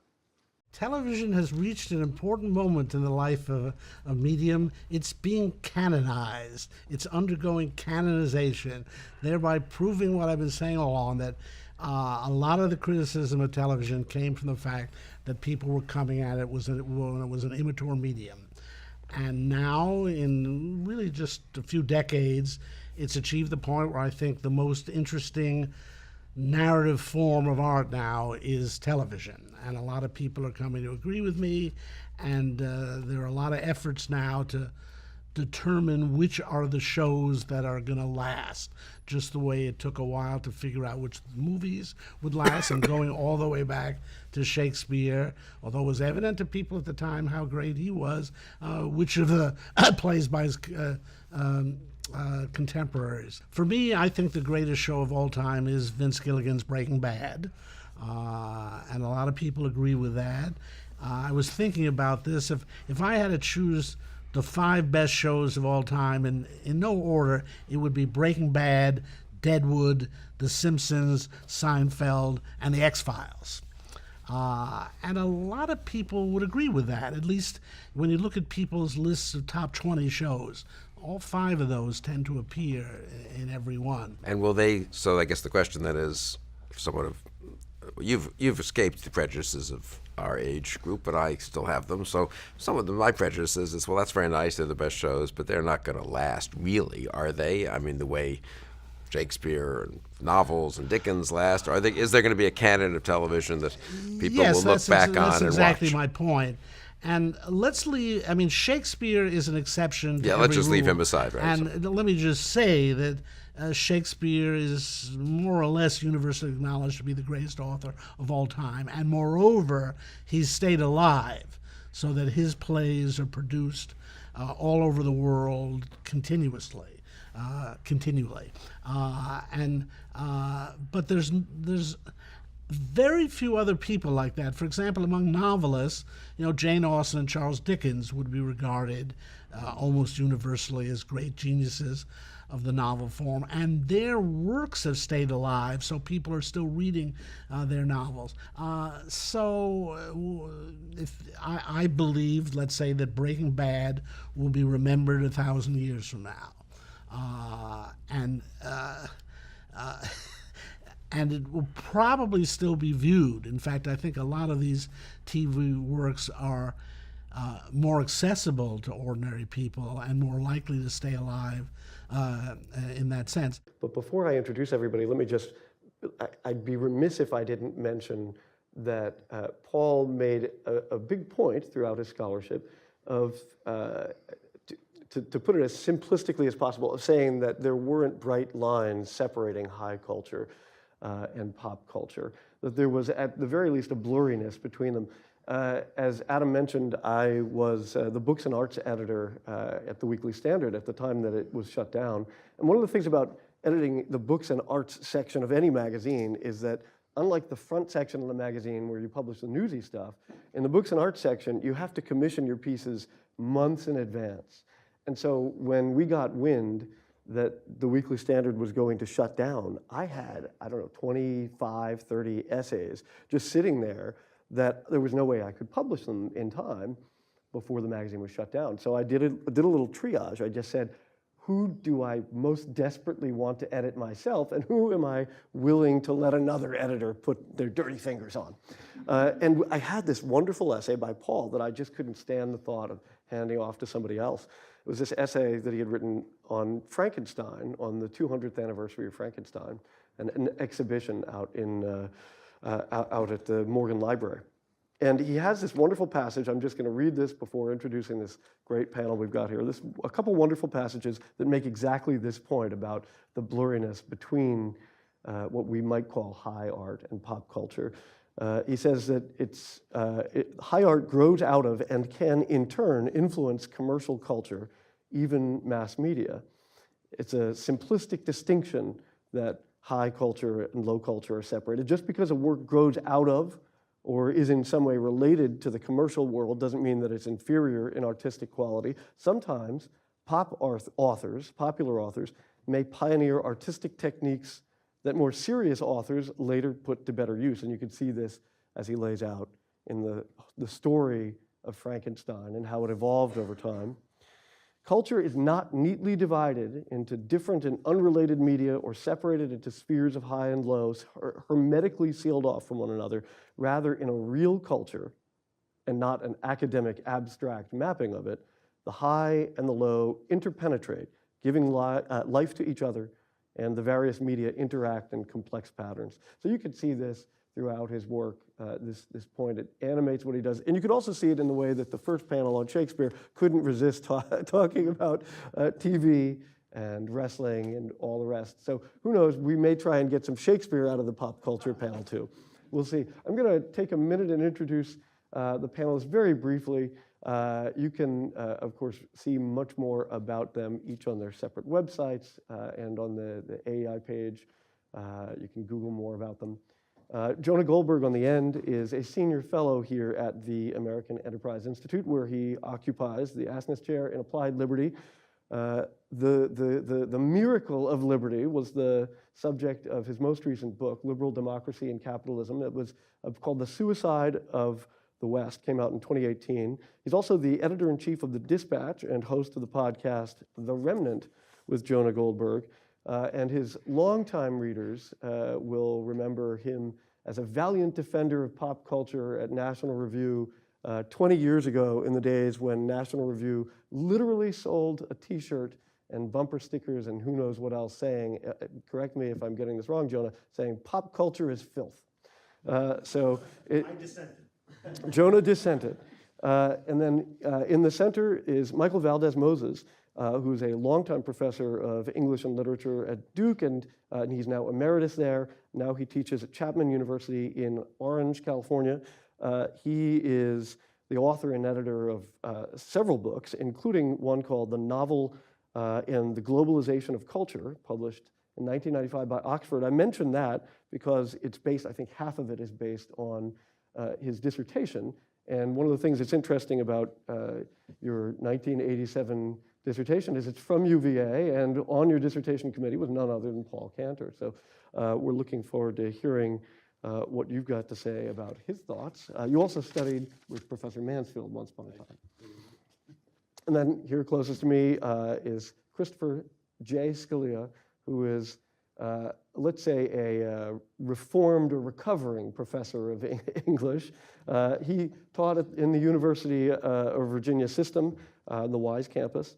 It's only fair to mention his dissertation, too, which is on the Romantics, Wordsworth, Walter Scott, their fascination, in some cases obsession with the ancients.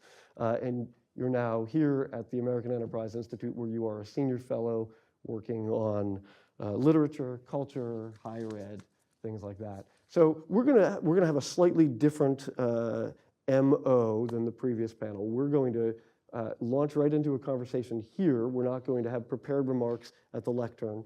And we're in the somewhat unusual situation of everybody here has seen non-overlapping television shows and movies, which is the zone of pop culture that we're going to be focusing on. We are, alas, not going to be talking, I think, too much about pop music, probably not too much about wrestling, we'll see, but mostly TV and movies.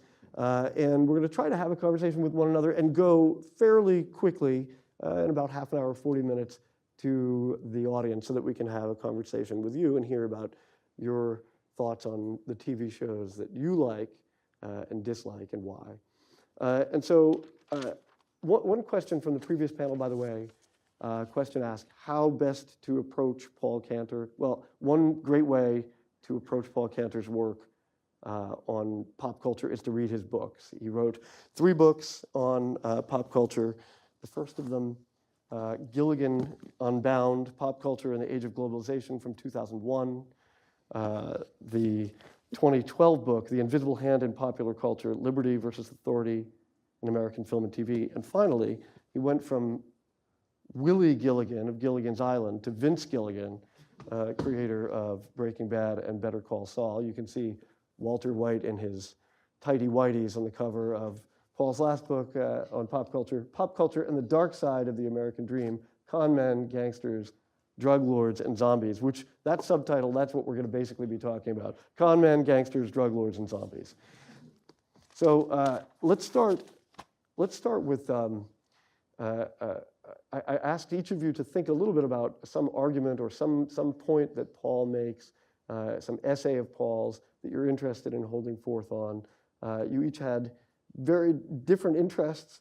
Jonah, you wanted to talk about The Walking Dead, which is a show that, it's not often that you have some esteemed professor like Paul Cantor making a defense of a zombie TV show, but he did. And you are a Walking Dead completist. Why do you love The Walking Dead? What does it mean to you? And do you still watch it? Yes. All the way? Did you still watch it all the way through? It's not over. For some of us, it ended years ago.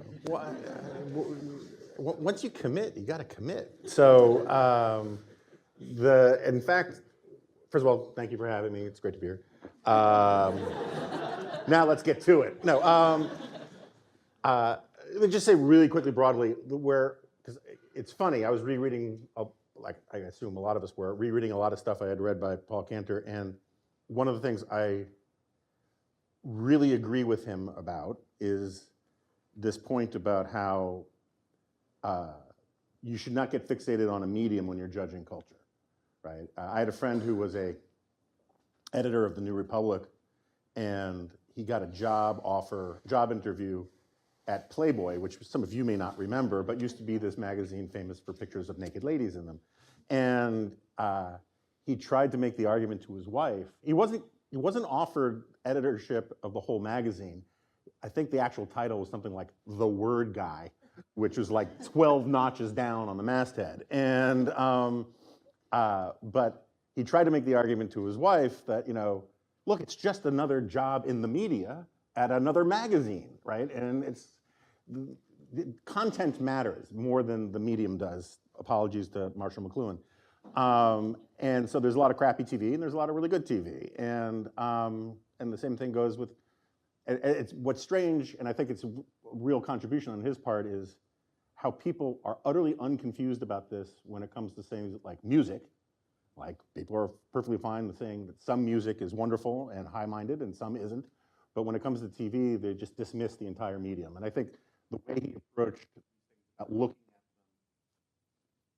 them with a fresh eye without those kinds of concerns is very useful. I say that in part because I disagreed with him about a lot of things. And I think his take on The Walking Dead has a lot of good points to it. He sees themes of a Western motif to it, which is obviously true. One of the things I like is he sort of has this visitor from Mars kind of approach where he says, look at the continuity between previous expressions of American culture and this one, and you see more continuity than you see sharp break. For him, sort of thematically, as problematic as this is morally, as an artistic approach, the zombies are in effect like the Indians in the old Westerns. There are things that you can dispense of without a lot of moral hand-wringing. I would argue, and he too, that zombies actually, it's much less morally problematic to kill zombies than it is Indians. But, and I agree with all of that. I think, though, that part of my disagreement about The Walking Dead is he tries way too hard to find American themes in it. And I'm not saying the American themes aren't there. It's a show made in America about Americans for an American audience. But my hunch is that French people and Russians and Chinese people would also break up into small little groups to try and stay alive during a zombie apocalypse. And one of the defenses I offer about being a Walking Dead completist, I am now just finishing the Fear the Walking Dead spinoff and just starting the new Walking Dead Take Manhattan, whatever it's called, show, and looking forward to the Daryl Goes to Paris spinoff. I'm not making that up. And is what I like about it is it actually tracks pretty well the story of human civilization, where you take away the thin veneer of the current technological civilization, and what happens? Human beings go back to their natural form of social organization.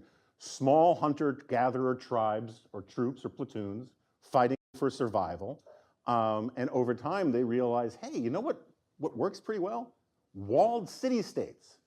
And then they discover, oh, trade is useful. And in the process, they actually track a lot of Mansur Olson's theories about economic development.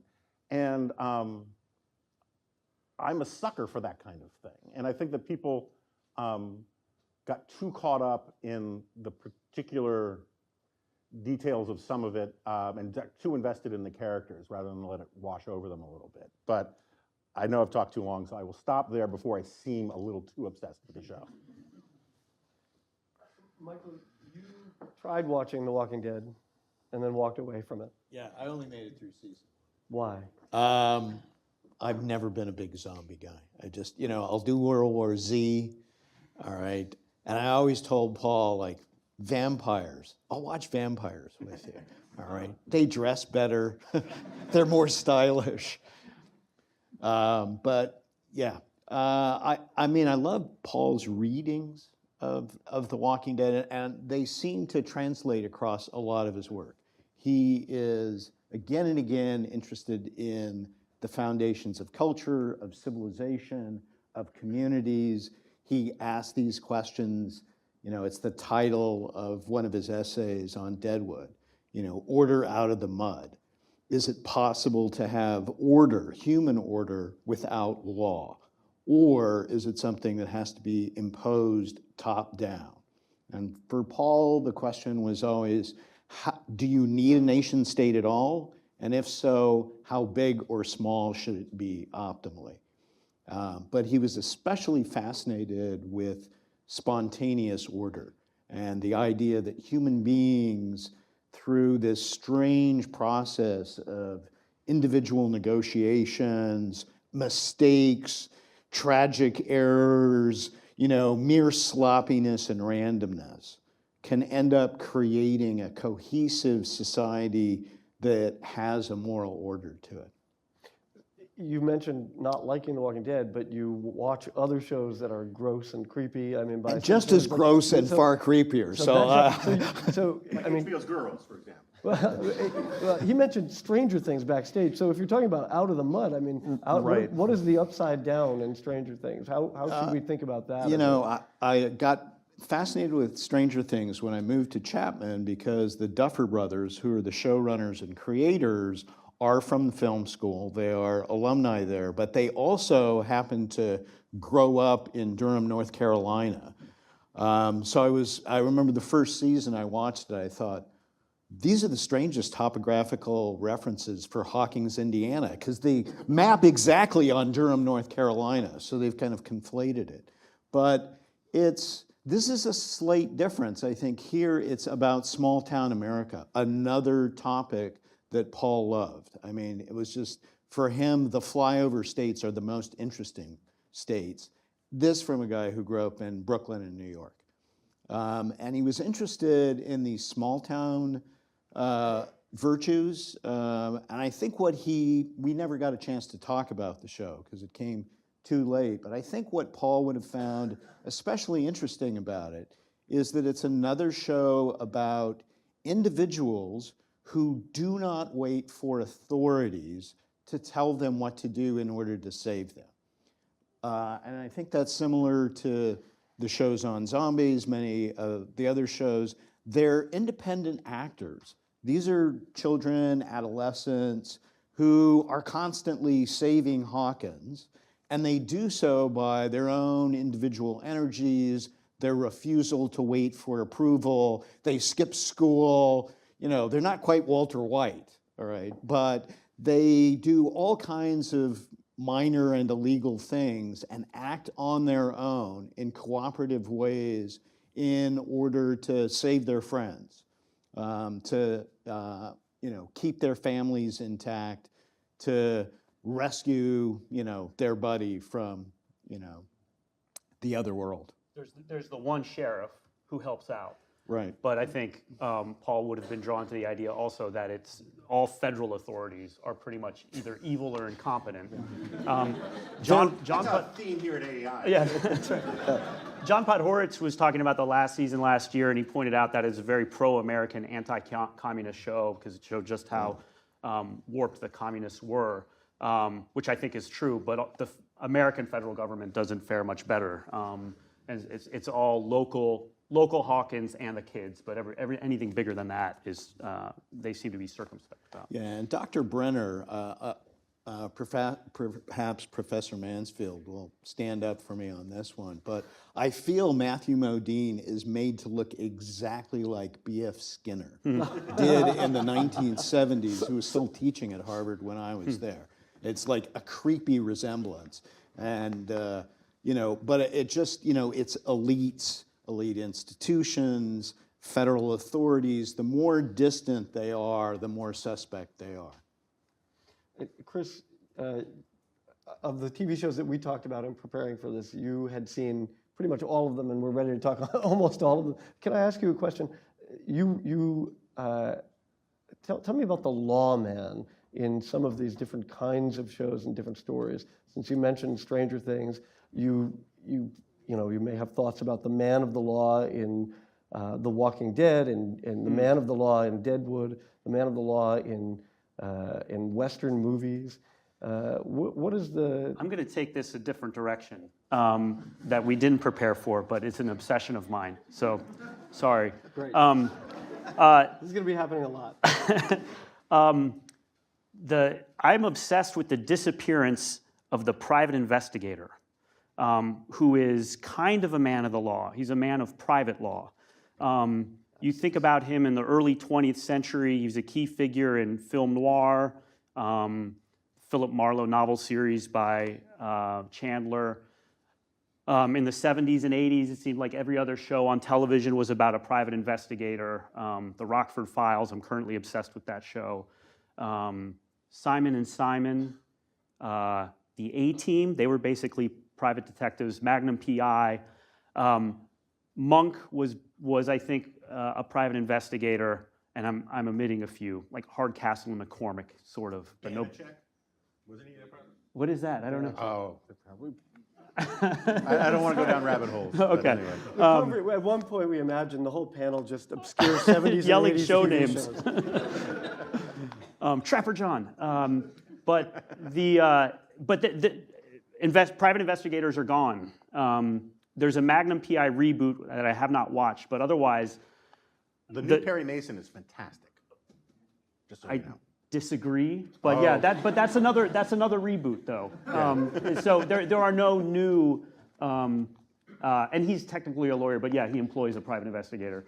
But all of the law shows emphasize the kind of institutionalization of the law. It's always, there's CSI, 17 FBI and CIA series, and then shows set in different city fire departments and police units. I don't know if any of those shows are good. I just know that they're not about private investigators. And I would love to know what Paul would have said about that. I call him Paul even though I never had the honor of meeting him. Hope that's okay. Because it does seem to suggest something about a change in our attitudes about the institutionalization of the law, about maybe a discomfort in putting law in basically capitalist hands, which was kind of what private investigators were. They weren't quite vigilantes, but you were paying them to investigate on your private behalf. And back to Sherlock Holmes, they were always dunking on the incompetence of the public lawmen. Yeah, and Rockford, that's a great connection. And then Rockford in particular, he's an ex-con. He'd been pardoned, so it's technically erased, but the cops he deals with never want to give him that credit or benefit of the doubt. He's I think a great example of a kind of figure Paul would have talked about, it kind of this tension between these two worlds, of the criminal world that he kind of dabbles in, and then the law and justice world that he's kind of paid to support.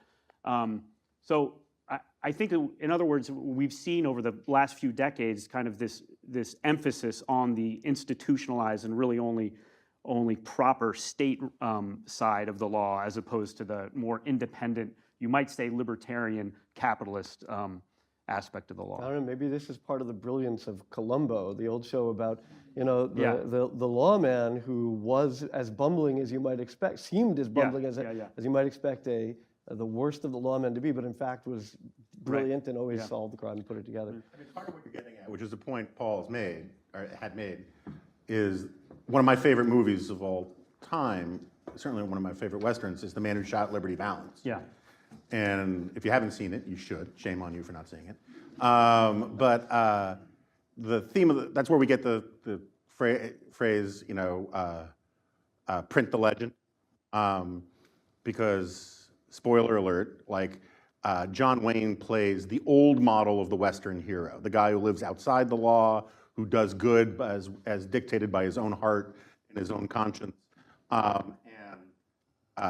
Jimmy Stewart, who for a bit plays an implausible young man, is the guy who's bringing law to the West. And the whole movie is this tension between formalized law and sort of man-made, on the off-the-cuff law, private investigator law kind of thing, and maverick law kind of thing. And I hadn't thought about that today. You're right. There's been a dearth of private dick shows, but I suspect there are probably economic and institutional reasons for that, about making shows at scale where you have the same sets every week and that kind of thing. Yeah. But maybe not. That's another theme in a lot of Paul's work, that it's, as much as it's wrong to fixate on the medium too early, you also can't set it aside entirely in your criticism. You need to appreciate where in the maturity of a medium a particular work of art arises, so that you can better understand it, because the economic forces that shape art are sometimes, they really ultimately define what you can do as an artist. And you can see this in the early days of TV with people like, Rod Serling, desperate to get away from the limitations of commercial television, trying to create something that really pushed the boundaries. I mean, one example of that is just is Game of Thrones, where the shows originally were coming in way too short. And so they said, let's pad it out with some dialogue. And it turns out that those little speeches and disquisitions on the role of power and whatnot that got at the time are actually, I would argue, some of the best things about the show. Or, 24, which was this real-time, Jack Bauer fighting terrorists thing. They didn't think it was going to make it, and so they didn't really budget for the second half of the season. And so all of a sudden, all the action moves indoors, and everyone's yelling at each other. And some of that stuff is better than the cars blowing up and all that. What about the leopard chasing her in the woods? Was that season 1? Was that the first season or second season? It might have been terrible. second season. Oh, man, that was awful. One recurring theme in Paul's work is that you've got Westerns, you've got shows set in space or on other worlds. You've got all these shows that are set in places or in spheres, including the gangster world, the criminal world, set in spheres that are set apart, different from bourgeois, everyday American life, different from the everyday American middle class experience. Why does it matter, Michael, to experiment, go out into these other worlds that don't exist, can't exist, or are alien, at least to the everyday experience of Americans? Yeah. Why do artists resort to those worlds instead of telling stories that are recognizably in our world? I think, Paul always found this like one of the fundamental questions of political philosophy, like how is order established? And he would say, we think of Greek tragedy or as high culture, but it's really about, the founding of cities, the collapse of them, civil wars, the destructions of families. So they always raise these rudimentary questions. And I think it's what Paul was enabled to do was to bring to bear the insights of his knowledge of political philosophy, much of which he gained from Professor Mansfield quite directly, and apply them. So I think a quintessential instance of that is his essay about Deadwood called Order Out of the Mud, and he takes Hobbes, Locke, and Rousseau and applies each of their insights about the state of nature, or what James C. Scott calls a shatter zone, a destroyed state or a state in an inchoate condition, in order to draw insights about human beings, about the various possible orders that they can construct. And so I think Paul was constantly returning to fundamental insights or perhaps fundamental questions of political philosophy. And he was drawn to those extreme situations, which he also thought were quintessentially American.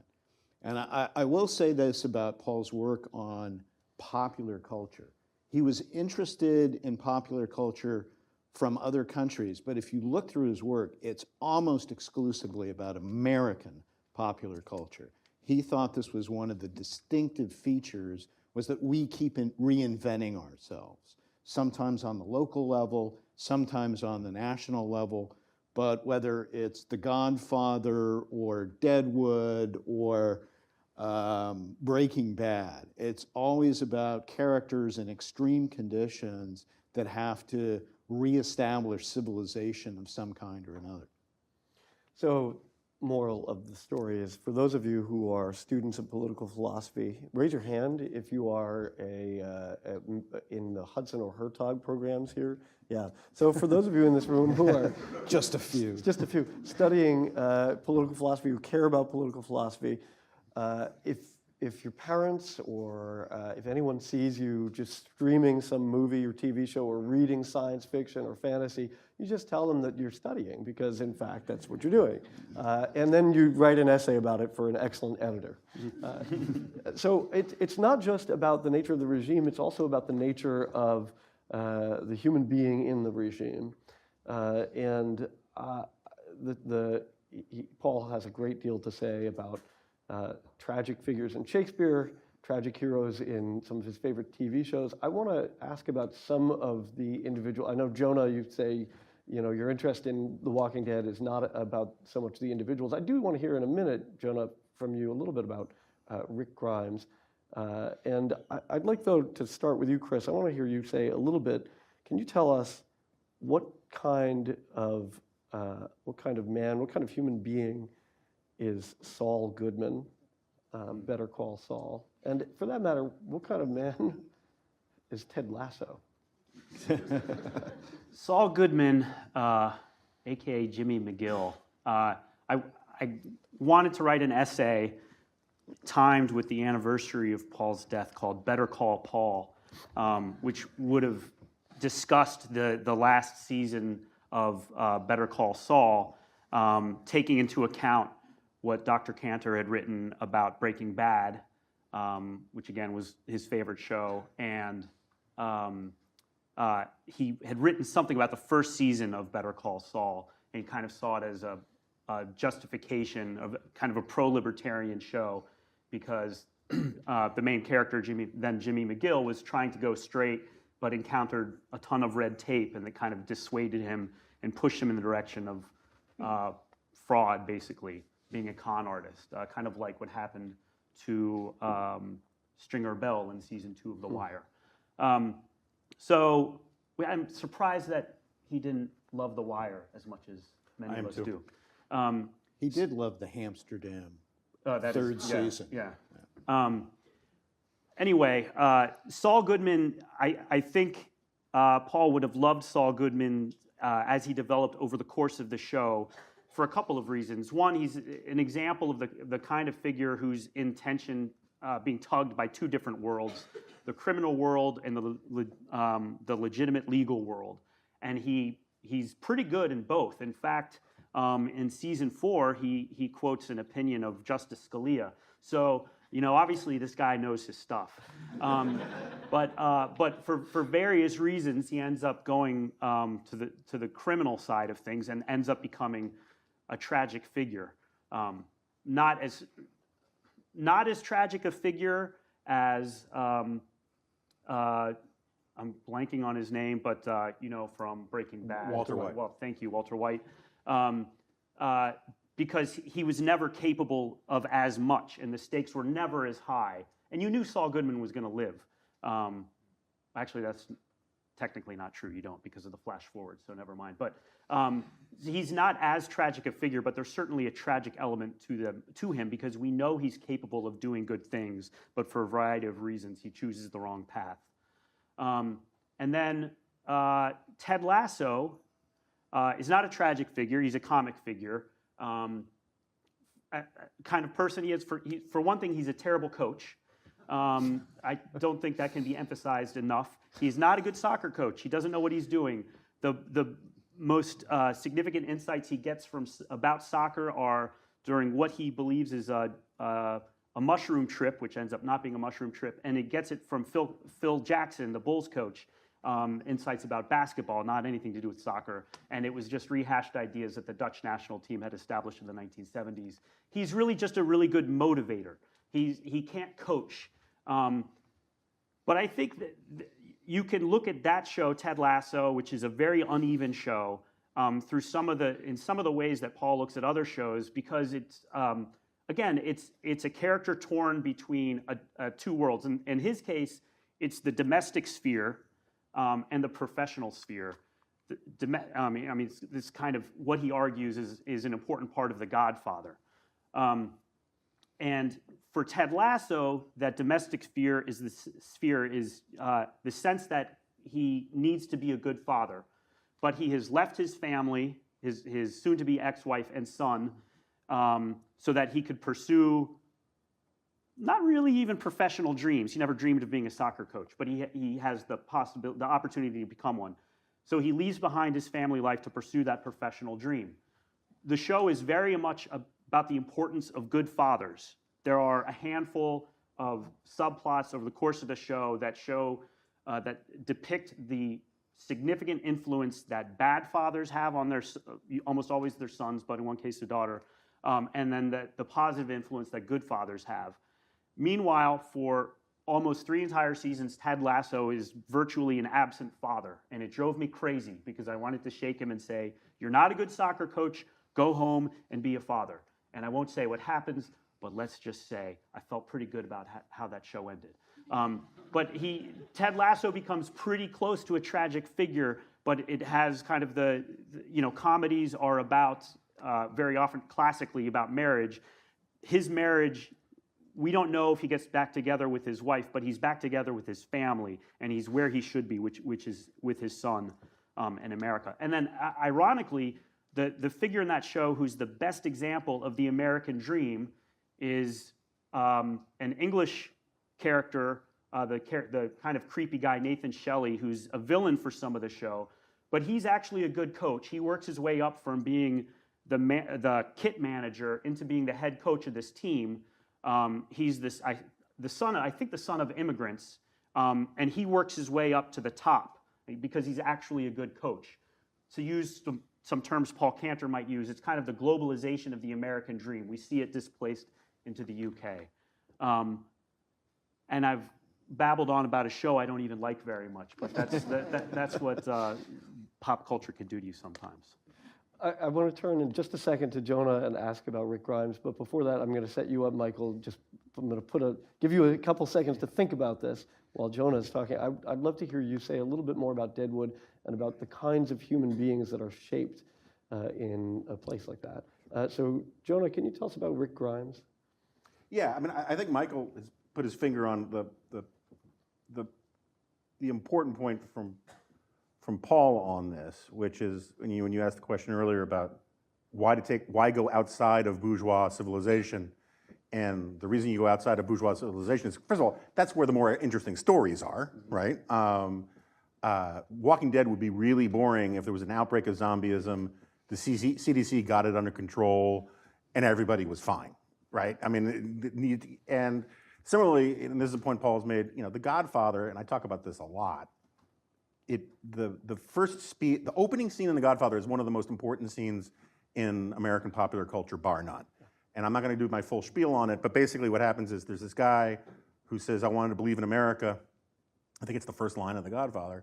And I believe in America. And he's asking for justice from The Godfather because he can't get it from the traditional, the Gesellschaft of American law, right? And so he's going back to the old pre-modern version of justice by seeking a patron who will dispense justice if he pledges first loyalty to The Godfather. And it is not an accident that the character who's doing this, his name is Amerigo Bonacera, which translates to Good Night America. He's turning his back on the entire idea of what it means to be an American.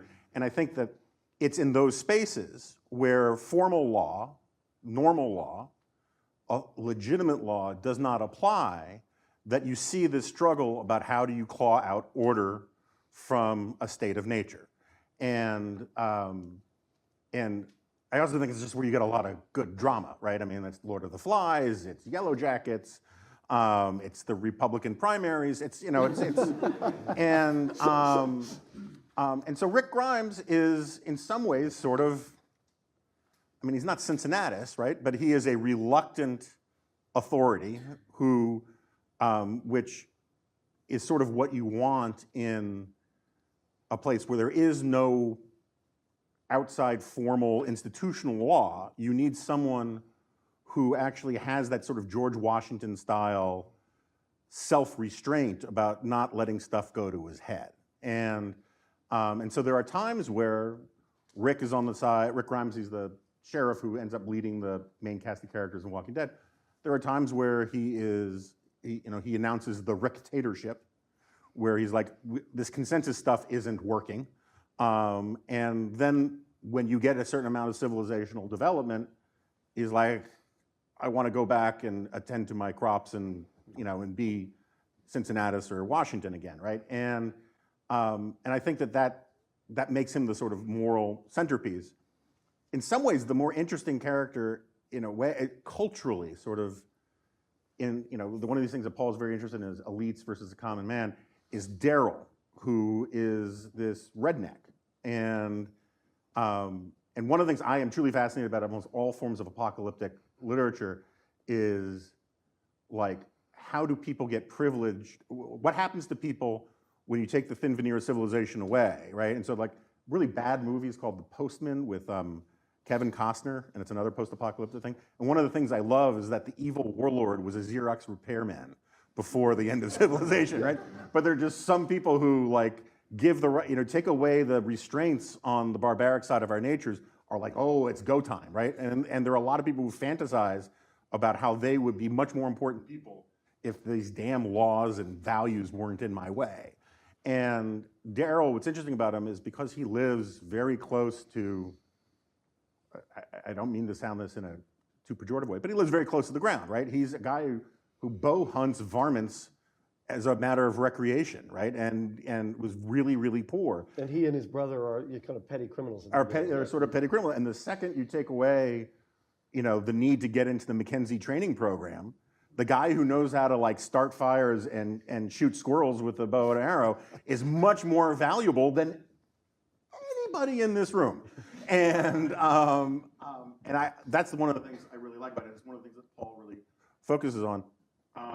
I will just say one last thing about Breaking Bad, which was the original material for Better Call Saul. I wrote a cover story saying it was the best show on television. I think Paul was absolutely right. It was the best show on television. I think it has I agree with his list except for X-Files, which should have been replaced by The Wire. But I disagree with him to a certain extent that Walter White is a Macbeth. Because Walter White becomes evil. He becomes a villain. Yeah, there's some redemption at the end, but I don't think he's as tragic as the way Paul depicts him. But the only reason I wanted to bring this up is that Paul Cantor was such a perfect critic in the sense that he admits at one point, he says that Vince Gilligan just didn't understand what he was doing. Right? There is this thing that critics do where they think that they know the material better than the author of the material. And he was like, yeah, he just gets it wrong on this. It's not Mr. Chips becomes Scarface, it's Macbeth. And he actually talked about how he once talked to Vince Gilligan about it. And he was like, oh, it was a great conversation. It was really fascinating to talk to him. It's just a shame he got his own product so wrong, And I love that, so. So I'm going to turn to you, Michael, in just a second, but let me set you up next since we're already dropping, we're bringing, as I thought we would, Shakespeare in with reference to Macbeth. I would love to hear you in a moment answer something Carol said in the first panel, Chris, about whether there's about King Lear and succession. Sure. So we'll come to you in a moment, but Michael, both my question about Deadwood, but also Jonah set you up to talk about The Godfather if you want to. Yeah, I mean, Paul thought it was the great story about America. And, here is, after all, a mafiosi, a crime boss. We know if we've watched part 2, he really gets his start by, murdering the local crime boss. But for Paul, Paul is always interested in virtue, almost in the classical sense. And we had this clip earlier where he distinguishes, if you will, the virtues of the regime from the personal virtues of characters.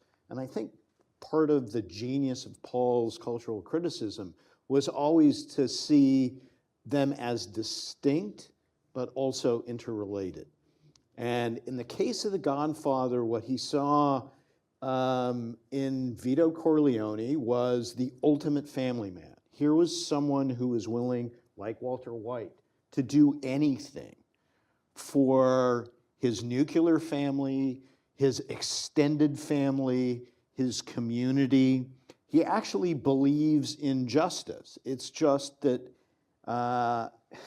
if you will, the conventions of New York at the time that Vito immigrates to America are quite inconsistent with any communal notion of justice as well.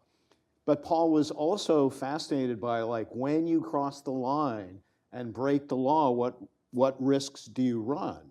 And so, although Vito is a great and I think tragic character, the real tragic character for Paul is Michael, all right? He embodies the vision of his father, that he can one day be, a great American. And he's certainly more powerful than Vito. He's a national crime boss.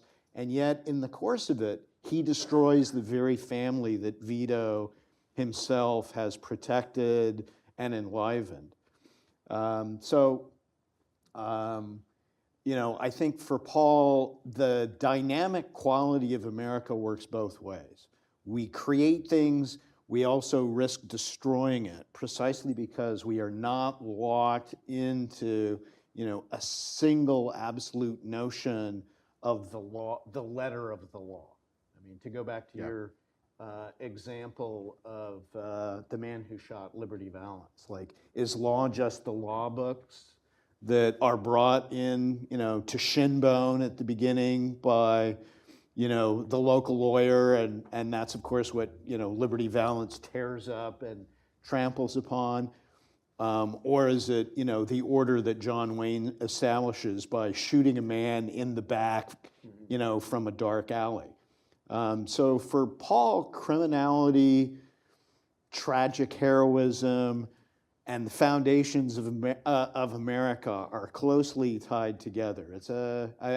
Paul was not a great fan of Machiavelli per se, but a deep reader of him, and I think he sees, if you will, the Machiavellian origins of our modern American regime. Thank you, Michael. So, Chris, I'm going to ask you in one moment to speak on succession and King Lear. And then, Jonah, after that, I'm going to turn to you for the last question before we go to the audience. I'm going to ask you to speak. I'm giving you a second to mull this over, to speak on conservatism and pop culture and what it is that Paul kind of helped change there. So, Chris, is Succession King Lear? That was a very pregnant pause, so everybody could get on the edge of their seats. Is Logan Lear? In the first season, I think it's pretty clear that there are some Lear-like elements of Succession. I think in the very first episode, Logan Roy is kind of off his rocker. There are obvious concerns that he is not of sound mind and can no longer run his multimedia empire. Those of you who haven't seen the show, it's kind of like this Hollywood fever dream of Rupert Murdoch and the evil empire, quote unquote, that he built.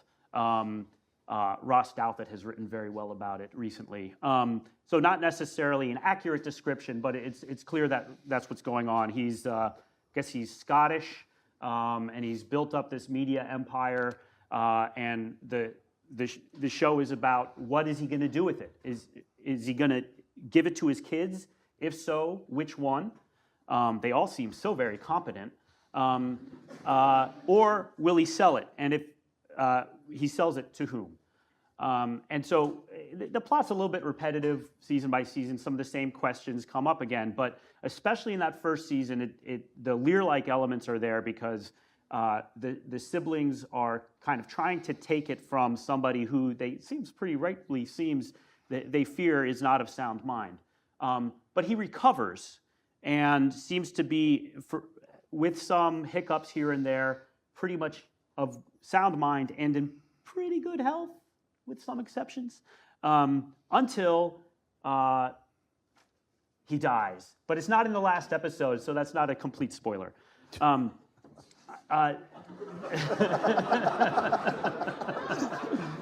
I haven't yet revealed who gets the company. What episode does he die in, just so that, I can prepare. Also worth pointing out, Rosebud is a sled. But there are obvious Lear-like elements there, and I should add that a few years ago, I don't remember what year, the British novelist Edward St. Aubyn published a novel called Dunbar, which is an adaptation of of Lear, and it's the same premise. It's a multimedia mogul goes insane, and his children fight over control of the empire. So if you're that student of yours who's interested in this should check out Dunbar too. But I think the big question with Succession is whether it's a tragedy. King Lear is obviously a tragedy, but I'm not sure Succession is. I think it kind of depends on who you think should get the company. And if you are happy with who does or doesn't get the company, then it's arguably a comedy rather than a tragedy. I kind of think if you need spoiler warnings, you probably don't come to a panel on pop culture, I think. Jonah, you are among other things, a deep student of the history of conservatism. You know a fair bit about it. You've lived some of it, and I'm curious to hear your thoughts on the shift, if there is one, in how conservatives think and write about popular culture. It was not uncommon, a generation ago, 2 generations ago, for American conservatives to denigrate in their publications the output of pop culture in all sorts of ways and for all sorts of reasons. And not just movies and TV. The standard argument about sex and violence was only part of it. It was a bigger thing. I'd love to hear your thoughts on that and whether you think Paul Cantor's scholarship in any way shifted where conservatives are, how conservatives think about popular culture. Yeah, I mean, I think one can always overstate the role that intellectuals have in major shifts in the zeitgeist, because sometimes the intellectuals are representing the shift rather than creating the shift. That said, I don't think there's any disputing that Paul was at the tip of the spear of a change in attitudes on the right, and he was important because of his academic credentials. When I started at National Review, when I founded National Review Online, part of the whole approach was it was the internet, sort of Wild West kind of thing, right? Very much more Liberty Valance kind of place, and the idea was to sort of attract younger conservatives, back when I was younger, and sort of not your father's National Review anymore, right? Because when I came to National Review, I remember the first time I got invited to Bill Buckley's house for dinner, and I was afraid it was going to be Chesterton quotes and Latin puns all night long, and there was that feeling about National Review. I mean, like, people forget that one of the reasons why William F. Buckley was so popular on the right in the 60s was that it was a moment when the elite culture was trying to make George Wallace the representative of conservatism, and here was this guy who could actually debate, Noam Chomsky and Galbraith, and played the harpsichord, and used summer as a verb in Switzerland, and sailed, and all these things. And I think by the time I was coming up and the time that Paul started doing this stuff in earnest, that was the impression that you needed to fight against. And so I think he had a really important role in all that. I will say, conservative, I think it is perfectly fine.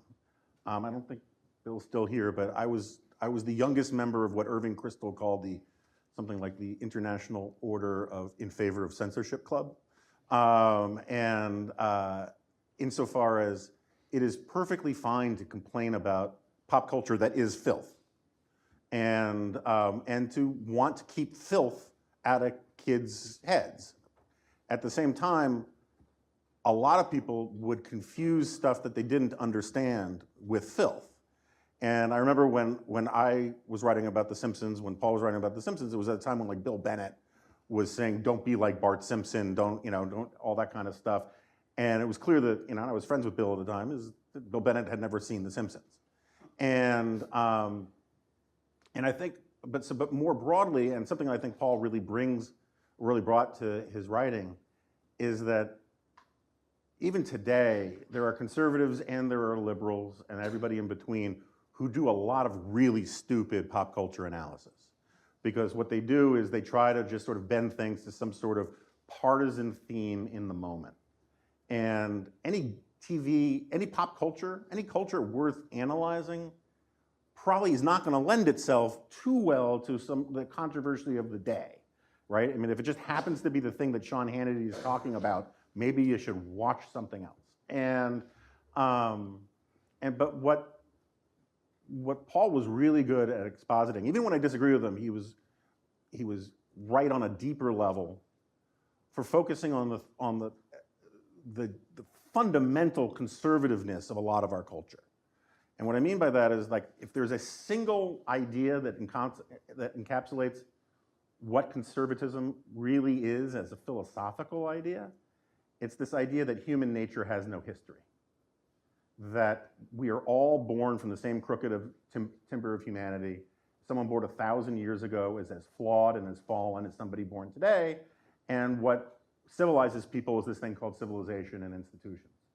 And the rules of a civilization, the rules of morality, Judeo-Christian morality, bourgeois morality, these are the things that separate us from barbarians in any age. And the things that make, it's one of the reasons why science fiction is so compelling, is it speaks to the immutable truths of human nature. You take a human being and you put him on some far-flung planet, and oh my gosh, look at there's still continuity in Dune with what it means to be a human being. And he was great at identifying those sorts of things, and also identifying the things that make America distinct as a culture, while at the same time, American culture, this is a point that Frank Meyer would make, American culture is Western civilization at the testing point culture, and the trade-offs between law and between order and liberty, between virtue and freedom, these things, there are trade-offs in these things, and it was that bleeding edge that he liked to explore things in popular culture. Thank you, Jonah. Michael, did you want to jump in? Yeah, just one point. Before Paul started writing about popular culture, there was on the left, specifically on the Marxist left, for many decades, a lot of interest in popular culture, particularly the Frankfurt School. I'm thinking of Theodor Adorno and Horkheimer, the Birmingham School. Paul really set himself apart not only from conservatives on this, but also from the left, because the most distinctive feature about, say, Theodor Adorno's high Marxist theoretical take on American culture was how much he despised it. Right. And indeed, this is one of the great themes of kind of popular cultural analysis by the left. And one understands many of them are German emigres who thought the working class was going to rise up and create the revolution. It did. They just turned out to be Nazis. So this is a problem for Marxists. And I think Paul is one of the first anywhere on the spectrum to realize that he actually embraced, if you will, the democratic impulses of popular culture. And I remember having a conversation with him where he said, we always talk about high and low. Like there's high culture and low culture. And he said, that's not the way to approach it. There's good and bad culture at every level of stratification. And that's what the philosopher and the critic has to do, is to discriminate between one and the other. Chris, did you want to jump in? Yeah, on just really maybe- quickly. If you want to know more about what he was getting at with why he didn't like what's called cultural studies and basically the Marxist inclinations of those, a number of his introductions to some of the books Adam mentioned before discuss those. But then more accessible is a piece he wrote for the Weekly Standard. It's another great title. This was a review of a book about dinosaurs and how interested people are in dinosaurs in general and what they say about what that obsession says about our culture. The article is called Jurassic Marx. And it's a really good description of the humorlessness of cultural studies, the disdain with which it holds and views most of the culture it looks at, basically seeing a false consciousness in everything. And I think that is absolutely one of the reasons. If you've ever read a couple years ago, I read a book about reality television that was, everything was a social construct. Everything ended up reinforcing everything that was bad about capitalism. And it was very often humorless. So he's absolutely important for that reason. I would say though, there was one great quotation. This is from a 2015 conversation he had with Bill Kristol.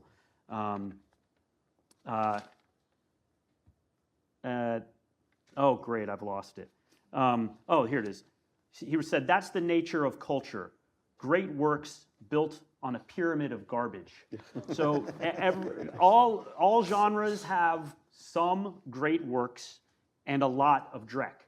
And he pointed to Victorian literature and Romantic literature. For every great novel by Dickens, there were a lot of really bad ones. Not by Dickens, by other authors. And that's an important thing to consider. But I would also point out that that meant that not all culture, including good pop culture, bore the same level of scrutiny and deserved the same level of analysis. So even when he was writing about Gilligan's Island, he said, "I realize this isn't that good a show. Here's why it deserves to be studied." And he gave a good justification for it. But then he said, "I acknowledge it's not really that good. The writing isn't that good. Sherwood Schwartz was no Shakespeare.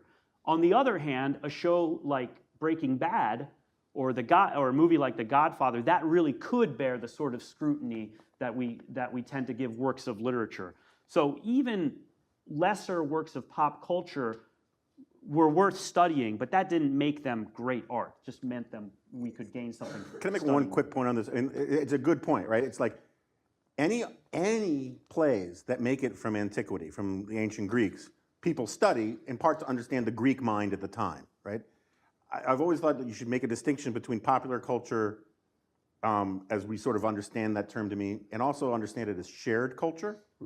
The fact that literally every American of a certain age watched Gilligan's Island, even if you agree that Gilligan's Island was mostly crap, that in and of itself is about what it says, how it informed the American mind in certain ways. I mean, that same thing goes with like a lot of pop music. If everybody is listening to it, it tells you something about the moment. Why is it popular? Why is everybody listening to it? What is it reflecting back about the culture at large? And you don't have to put on your serious critic hat and like really get into Taylor Swift's lyrics. But at the same time, you can be like, it's interesting that this is as popular as it is. Yeah. I want to turn to questions from the audience. I know that there also are people watching the live stream. There's a way on the website to ask us questions remotely. They're dead to us. So you're welcome. In fact, I've got an iPad right here. So if any of the questions that come in remotely are any good, I'll check them out and let you know. So as we turn to audience Q&A, wait for the microphone. There will be a microphone going around. And I'll just mention one last thing before we start one more time. The URL that Bill mentioned at the start of today's proceedings, where you can find Paul's Weekly Standard articles, like the one that Chris just mentioned, where you can find Paul's wonderful conversations with Bill, the videos that we've seen excerpted. It's linktree.com/Paul Cantor. And all the links that you'd ever need for all your Paul Cantoriana are available right there. So the microphone is right back there. Yes, all right. And there may be more than one. There are two. And raise your hands high if you've got a question. All right, we've got a ton of them, so let's just start. Let's just start right here. How about you right there, nearest the microphone? Hi, Will Lawson, Clemson University. I kind of doubt my intelligence to be able to ask a question besides the fact that I'm a teenager who watches way too much TV. But Perfect. Yeah, this is kind of going back to the beginning, but also what we then ended on of comparing television as a storytelling medium to literature, and thinking about if it will last this the test of time and how much can we really gain from this. I think the common critique that you hear about television is a lot of it's consistency. You think of the story of if you're trying to recommend someone a show, you're like, okay, well, you kind of got to get past season 1, and then season 3, there's a writer's strike and it's not as good, but then it hits its stride seasons 5 and 6, but then season 8, it's not that good anymore, and then it's over. And along with that, I feel like a lot of television shows just go on way too long, and this is especially true the sitcom world, where the characters kind of just divulge into caricatures of themselves, and you kind of feel like you've lost a lot of the meaning. So my question is this something that is kind of ingrained in the medium of television, and it's something that you have to kind of look past if you want to get something out of it, or is this something that just the good shows avoid, or is it something that makes it unique and something that you can learn from?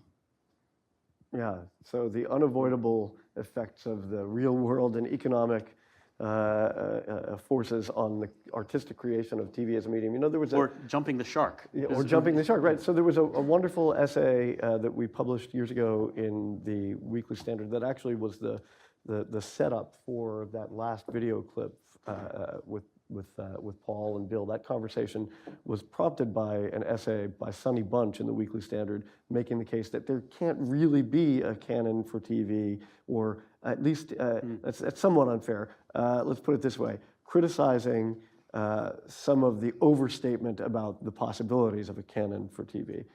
So that's well worth digging up. And anybody want to jump in response to this? Yeah, I would just Michael? say, the medium has changed so much, and Paul was interested in this. You go back to syndicated television with 3 broadcast networks, and they were all one-offs. You might have the same characters, but each episode was self-contained. And he saw the X-Files as this kind of transition. It was the first show that tried to combine a long arc, all right? And that was the strategy. But how do you keep new viewers interested in it? How do you attract them? Well, you do the Monster of the Week episode. And that bothered a lot of people, but it was a unique marketing strategy that had certain advantages. And also affected by the way TV was aired in those days. right, I wasn't going to go into the details, but I mean, in the early days, you either saw it or you didn't. There was no way to I'm going to stream them all on this weekend and binge on them. They were, they weren't available at any time. But Paul saw this golden age of television, and he didn't mean what used to be called the golden age, but the new one was the long arc television show. And he said, it's now more like the novel than the novel was. And I remember at that time, Salman Rushdie suddenly, wish he had followed up on this, decided that he was going to give up writing novels in order to write television, because he thought that was the best medium for telling a long story. But just because it's long doesn't mean it's always going to be good. Sometimes it goes on way too long. You have to jump the shark, all right? Or you lose cast members, showrunners. Yeah, your writers go on strike, your actors go on strike, you're the White Lotus, and suddenly it's like, oh, it's COVID. So we're gonna have to shoot on one resort an entire season, all right? So there are all these contingencies that one would have to say novelists didn't have to face to the same degree. So it's hit or miss, but I think there are arguably structural improvements in the medium, and Paul was especially excited about it. Yeah, the only thing I'd add to that is I agree about X-Files, but also NYPD Blue and to a certain extent Hill Street Blues played with that same sort of long story arc kind of thing.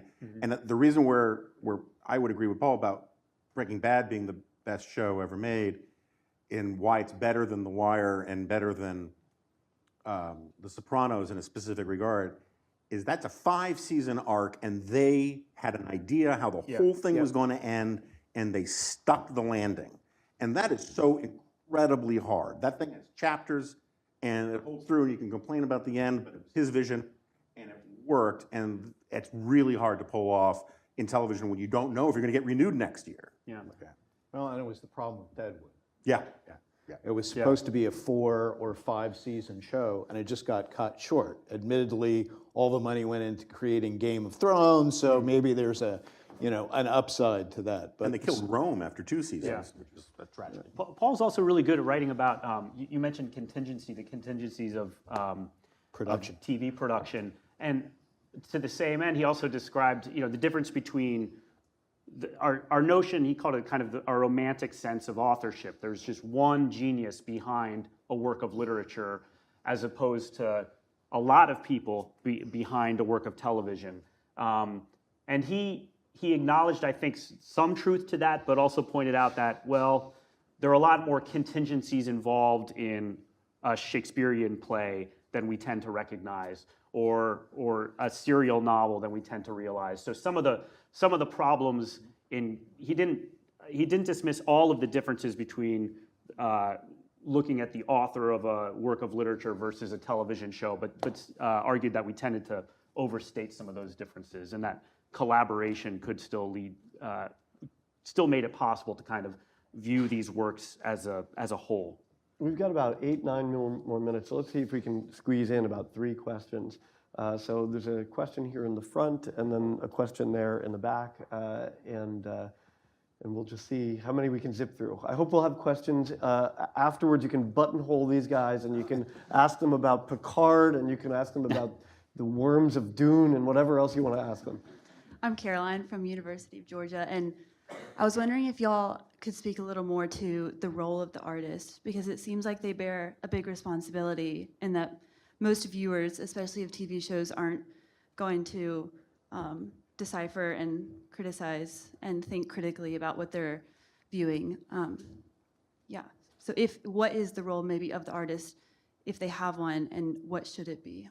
You mean in TVs or movies? Yeah, In TV or maybe movies? specifically in TV shows. Yeah. So we've talked a little bit about this. Paul has written a bit about this here and there in his essays about writers and how they become showrunners in the world of TV, which is different from movies. In movies, it's the director who is usually running the thing. Often in some of these bigger TV shows, it's the writer who is the showrunner, and it's often, in the case of some of the best of these, one writer who, like in the case of Vince Gilligan, Breaking Bad, Better Call Saul, one writer whose vision dominates, and yet there's also the writer's room, where a lot of the work happens, and a lot of the fighting and a lot of the best ideas are hashed out. Did anybody want to say anything quick about this?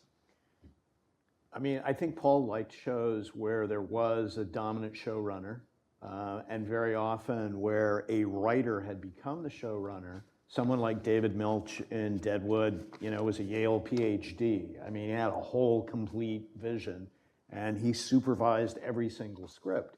But he was still interested in the contingencies of acting, getting great performances, changing scripts at the last minute.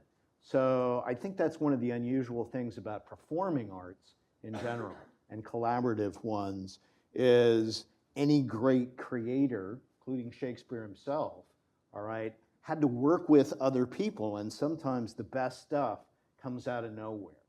And a good artist knows how to adapt that and make it work for them. The unexpected accident, which turns out to be the best thing possible.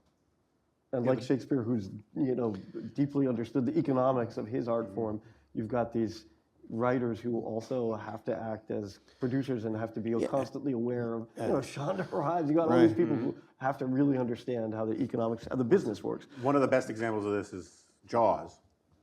The shark didn't work, right? Bruce, the robot shark, didn't work. And allegedly, according to legend, Scorsese told Spielberg, here's what you do. You turn the camera around and you do the movie through the shark's eyes. And then by the time you get to the third act, we'll fix the shark, right? And I don't know that Jaws would have worked if you'd seen the shark coming up on you from like the first scenes, There's a question there in the back. talking to us. I'm Bayabol Ngaida, and I go to Kenyon College, and I'm studying at the Hudson Institute this summer. I had a question about the final season of Succession. So the dramatic kind of climax of the season is this episode where, or I think the dramatic climax of the Earmuffs if you haven't seen it. Is this sort of episode that has this really cutting political commentary and criticism of American elections, where it's shown that Logan Roy's broadcast company, or his broadcast television network, has this undue influence on the American election and American democracy. So I wanted to ask if you think Succession is accurate in this criticism, and if you think that broadcast television today, from both the left and the right, has too much of a role in deciding American elections. Thank you. Chris, do you want to take this? I mean, I think that was, it was an overstatement or an exaggerated version of Fox calling Arizona in a way. But Trump supporters would say Fox calling it for Arizona tilted it in favor of Biden. So it was a weird kind of bizarro version of that because the Wisconsin burning or whatever. I remember there were burnings in Wisconsin, right? And was it Arizona too? Was it also Arizona in the show? Tilted it in favor of the conservative candidate. I think it was, I found that element of the finale unconvincing, or not the last few episodes. It was unconvincing, obviously based on actual events of 2020, but it was also unclear whether the Republican presidential candidate would actually hold on to the election, because there was still litigation to go through. So even after the finale, more spoilers coming up, we don't know whether he would end up being president. But I've dodged your question, I think. Can I take a step out real quick? Yeah, go for it. I was a contributor at Fox News for 11 years. I quit in protest. I know Fox News really well. One of my colleagues at AEI, Chris Starwalt, literally got fired from Fox News for calling Arizona correctly, right? I'm a deep and abiding critic of a lot of things that happen on Fox News, that happen in cable television generally. Succession is moronic in its depiction of the way the media works. That's what I said. It is a cartoon. It is incredibly silly. I get it. It's commentary, it's caricature, it's punditry, it's entertaining. But the way they talk about politics and life is it is a fever dream of how left-wingers imagine supposedly corporate titans and right-wingers talk. It doesn't happen. I've been in a lot of those rooms. It's silly. Now, that doesn't mean it's not worth watching for other reasons, for dramatic reasons or whatever, but it tells you something that Adam McKay is one of the guys behind Succession, and Adam McKay has a juvenile and insipid understanding of American politics that is fine when it's movies like Anchorman. But when he has basically the same dialogue and pretends it's serious, it deludes a lot of people. Does anyone have a very quick question that we can end on, because we are just about to run out of time? A quick, short, brief question. How about all the way over there? You've got a short, super brief question. And then after this last question, after we've answered this, we'll be hearing from Professor Mansfield without a break in between. We'll go directly to that. Hello, my name is Mary Carmen Mead. I just graduated from the University of Austin at Texas, and I'm with Hudson Institute. I don't have a question. I have a maybe critique. As brief as you can. As brief as I can. I'm just uneasy about pop culture, and The Godfather is something that makes me uneasy, because at the end of the day, it's a crime boss that's sort of elevated and put in a pedestal, whereas in Macbeth, I think one of the lessons that Shakespeare teaches us by maybe punishing Macbeth, or the tragedy of Macbeth, is that you should strive for virtue as an individual. And so that's just my general uneasiness about pop culture and versus Shakespeare, is that Shakespeare gives us an education, and whereas pop culture, it's not clear what that education is, and you can only really thoughtfully navigate it if you have an education in the great books. Well, that's an excellent question to end on. That's very, very... Well, wait a second. It's a useful... I mean, I don't know that... My last name ends in a vowel, so I get to talk about The Godfather first. I don't think that The Godfather elevates the mafia it glamorizes it in some ways. They eat good food. They have great weddings. But they lose everything. Paul Cantor doesn't talk about Godfather 3. That's really interesting. He doesn't think it's canon. But, he loses his daughter. Sorry, another spoiler. And I've saved you the trouble of having to watch the movie. And Don Corleone loses his family. He had certain plans in mind for Michael, and they don't work. What he dreamed of making his life in America failed. And he dies, as Paul points out, he dies a natural death, basically like an Italian peasant. He dies a natural death and isn't murdered, but he loses everything. It's not a celebration of the mafia. You like the characters the same way you like Walter White. And you root for them against the other mafia bosses, but you also recognize that they kind of need to fail, and the tragic endings they experience, they have it coming. This kind of justice. I'm sorry, that was supposed to be, but Michael, I feel like that. You look like you've got a final word you wanted to jump in. Yeah, I'll just flip it. Paul used to tell this story all the time about, where did Shakespeare come from? And he said, he used to do a whole routine about a couple of Cockney guys from London going to the entertainment district in Southwark. I was like, well, are we going to go to bear baiting? Are we going to go to the brothels? Maybe a public execution? And one of them finally says, oh, God, there's that play by that Shakespeare guy. There is an eye-gouging scene in this new play he does that's just fabulous. Let's do that. So I'll flip it even deeper. The royal families of Europe prior to the Enlightenment were essentially crime families. I don't want to go full anarcho-capitalist on you people, but all these guys were warlords. That's where the aristocracy comes from.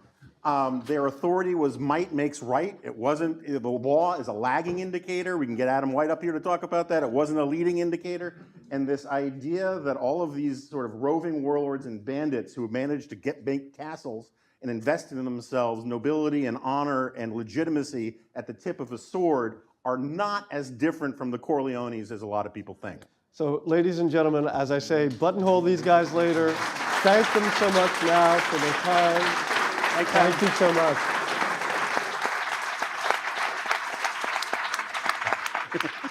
That's fun. Yeah. If we didn't end there, it could have gotten really dark. Right, for our keynote, our closing keynote, we're honored to be joined by Professor Harvey Mansfield. Just a few weeks ago, Professor Mansfield delivered his last lecture at Harvard University, where he taught since 1962. Most recently as the William R. Kennan Jr. Professor of Government. He's the author of landmark works on political philosophy, and in lieu of listing them, I will simply note that his next book will be published this fall by the Cambridge University Press. It's titled Machiavelli's Effectual Truth, Creating the Modern World. Please join me in welcoming Professor Harvey Mansfield.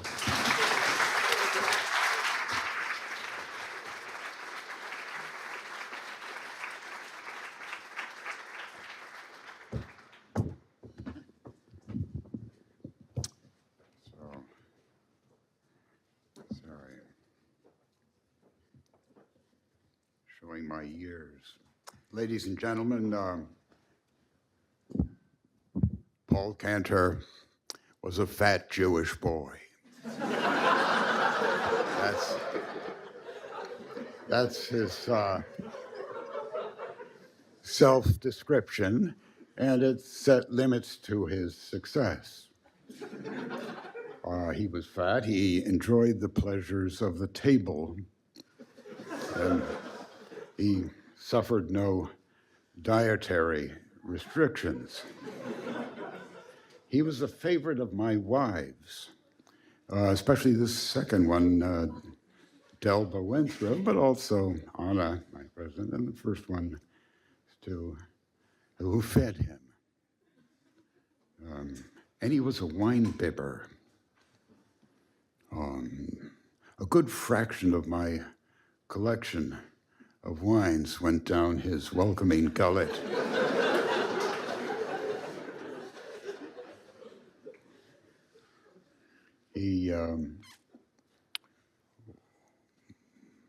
made sure that he was served.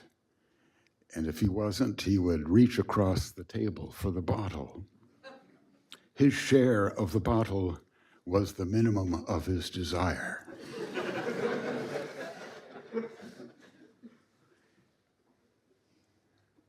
He was not rich, so he couldn't afford the best, but he was grateful for the very good. He was a great guest. He had no family life of his own. Delba, my late wife, tried to find him or to talk to him about this. She thought he had a lot to offer. He was a very lively company. But he never found someone, and perhaps he never looked. He was at home with himself, and he took to travel.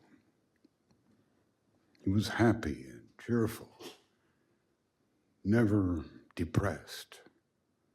He went everywhere. He saw everything that was worth seeing. He went for art and for music, in both of which he was learned. He was a specialist in the efficient visiting of museums. He would get out, get in and get out. He knew how to do that. He made his own way. For example, his first trip to Paris, which was by no means at the beginning of his travels. Where did he go in Paris? Paris is in France.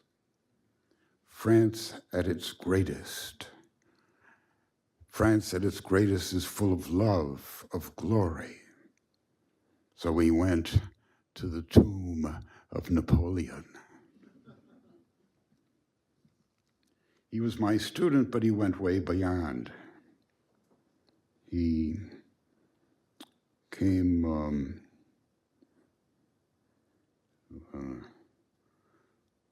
with an unlikely opinion and a hero in favor of the free market, and his hero was Ludwig von Mises, has been mentioned. He had no adolescent love for Ayn Rand.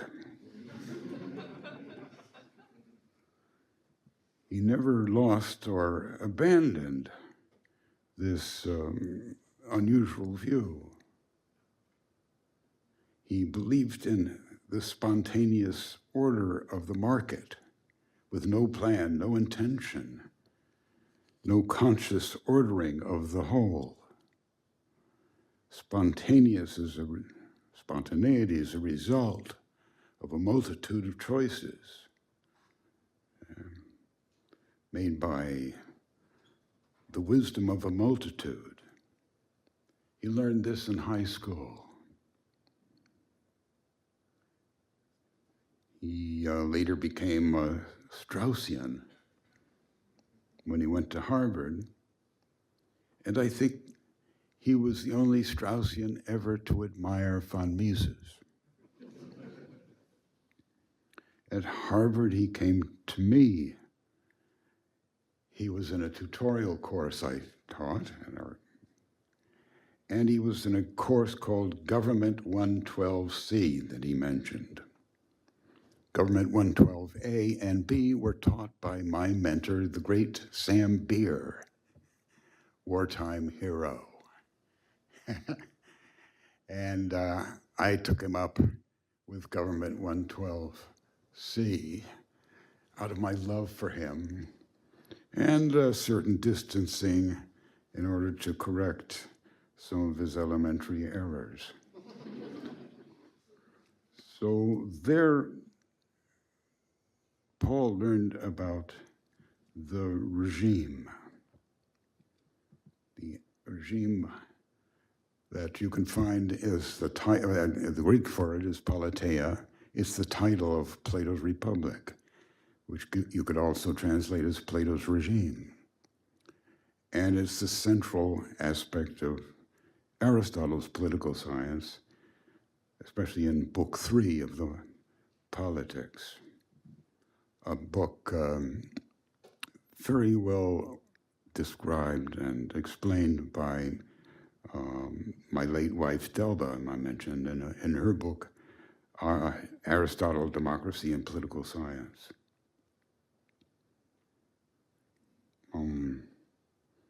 The regime is the notion of rule, which is the opposite of spontaneous order. So it's really Paul's problem that he never, or maybe it was his solution, that he never doubted that these two things, regime and spontaneous order, could be reconciled.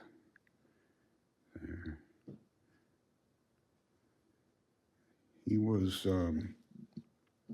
in this way, a follower of Leo Strauss, because what he said he learned from me was only what he got passed on by me from Leo Strauss.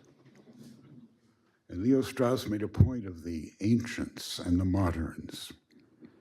And the point was to revive this, the study and the interest in the ancients. And everything in Paul's work had to do with that revival, because Strauss was the genuine Renaissance, not the one invented by Jacob Burckhardt.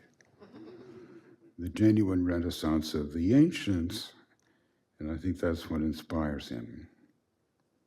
So the regime discusses or brings up the universal and the context of the universal in a rule, or in the rule of things. The rule of things is the taking by humans of responsibility for the choice of a way of life. Applied to Shakespeare, Paul showed this, for example, in Macbeth. Macbeth is about ambition, which is universal, but ambition is shown in a context, the context of early Scotland, pagan Scotland, on the way to being Christian.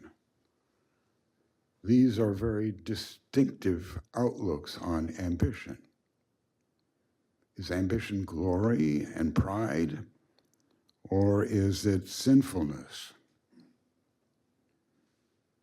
Most literary critics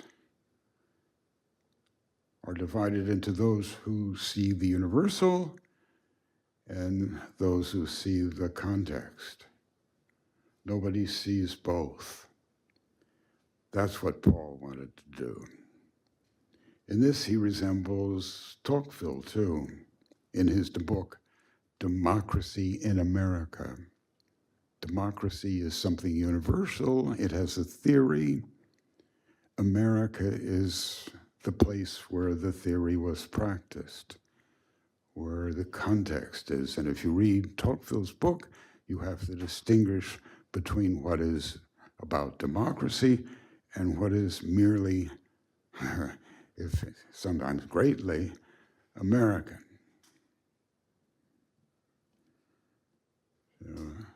He never wrote a book. Well, he wrote a book on Roman plays, and he wrote the books on popular culture. But he had all of Shakespeare figured out. And he never wrote that, but he showed it in the lectures, which you can find on YouTube.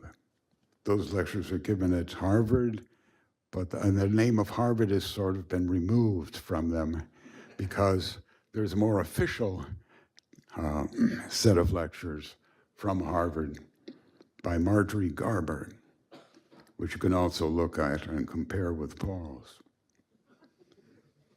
For this, you want to start with his lecture or his series of 3 lectures on Coriolanus. The first lecture on Coriolanus gives you very quickly his view of the regime. and his view of the psychology that he's going to use to discuss the different characters, which comes directly from Plato. The two parts of the soul, eros and thumos. Eros, love, yearning.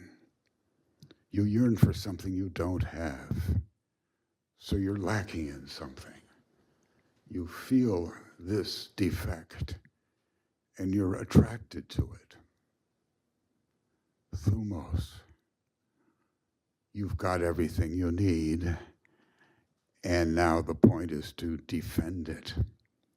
Somebody's slighting you. Somebody is your enemy. You bristle. You're angry. You, instead of yearning, you feel totally satisfied with yourself. You want to prevent yourself from being crushed or opposed by someone else. So love and anger. This is how Paul understood things. Shakespeare was his life work, his mastery, but he wrote so many other things. He was more speculative than most critics, more of a professor. His mind was at work wherever he went. Whatever distraction or recreation he met, he wrote it down. So I have a collection of his off-prints. An off-print is what a publisher used to give an article from a journal, and he would send you 30 or 40 off-prints, and you would distribute it to your scholarly colleagues. I'm telling this to the younger of you. Off-prints are today's downloads. So I have this pile, and I'll close just by quoting you some of the titles. Poets, Princes, and Private Citizens. That was on King Lear. Rhetoric in Plato's Phaedrus. In Defense of the Marketplace, Ben Jonson's Bartholomew Fair.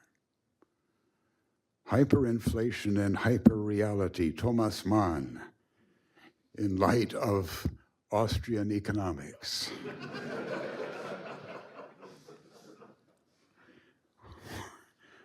What made the Saarveld so sour? Churchill on the Irish question in the world crisis. The Invisible Man and the Invisible Hand, H.G. Wells. Leo Strauss and Contemporary Hermeneutics. Pro Wrestling and the End of History. The Man Without Qualities, The Democratic Utopia of Gilligan's Island. The Poet as Economist, Shelley's Critique of Paper Money. Tom Stoppard in Hamlet.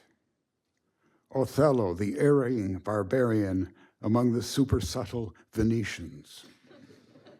Fields of Glory, the absurdist apolitics of W.C. Fields. You know that name.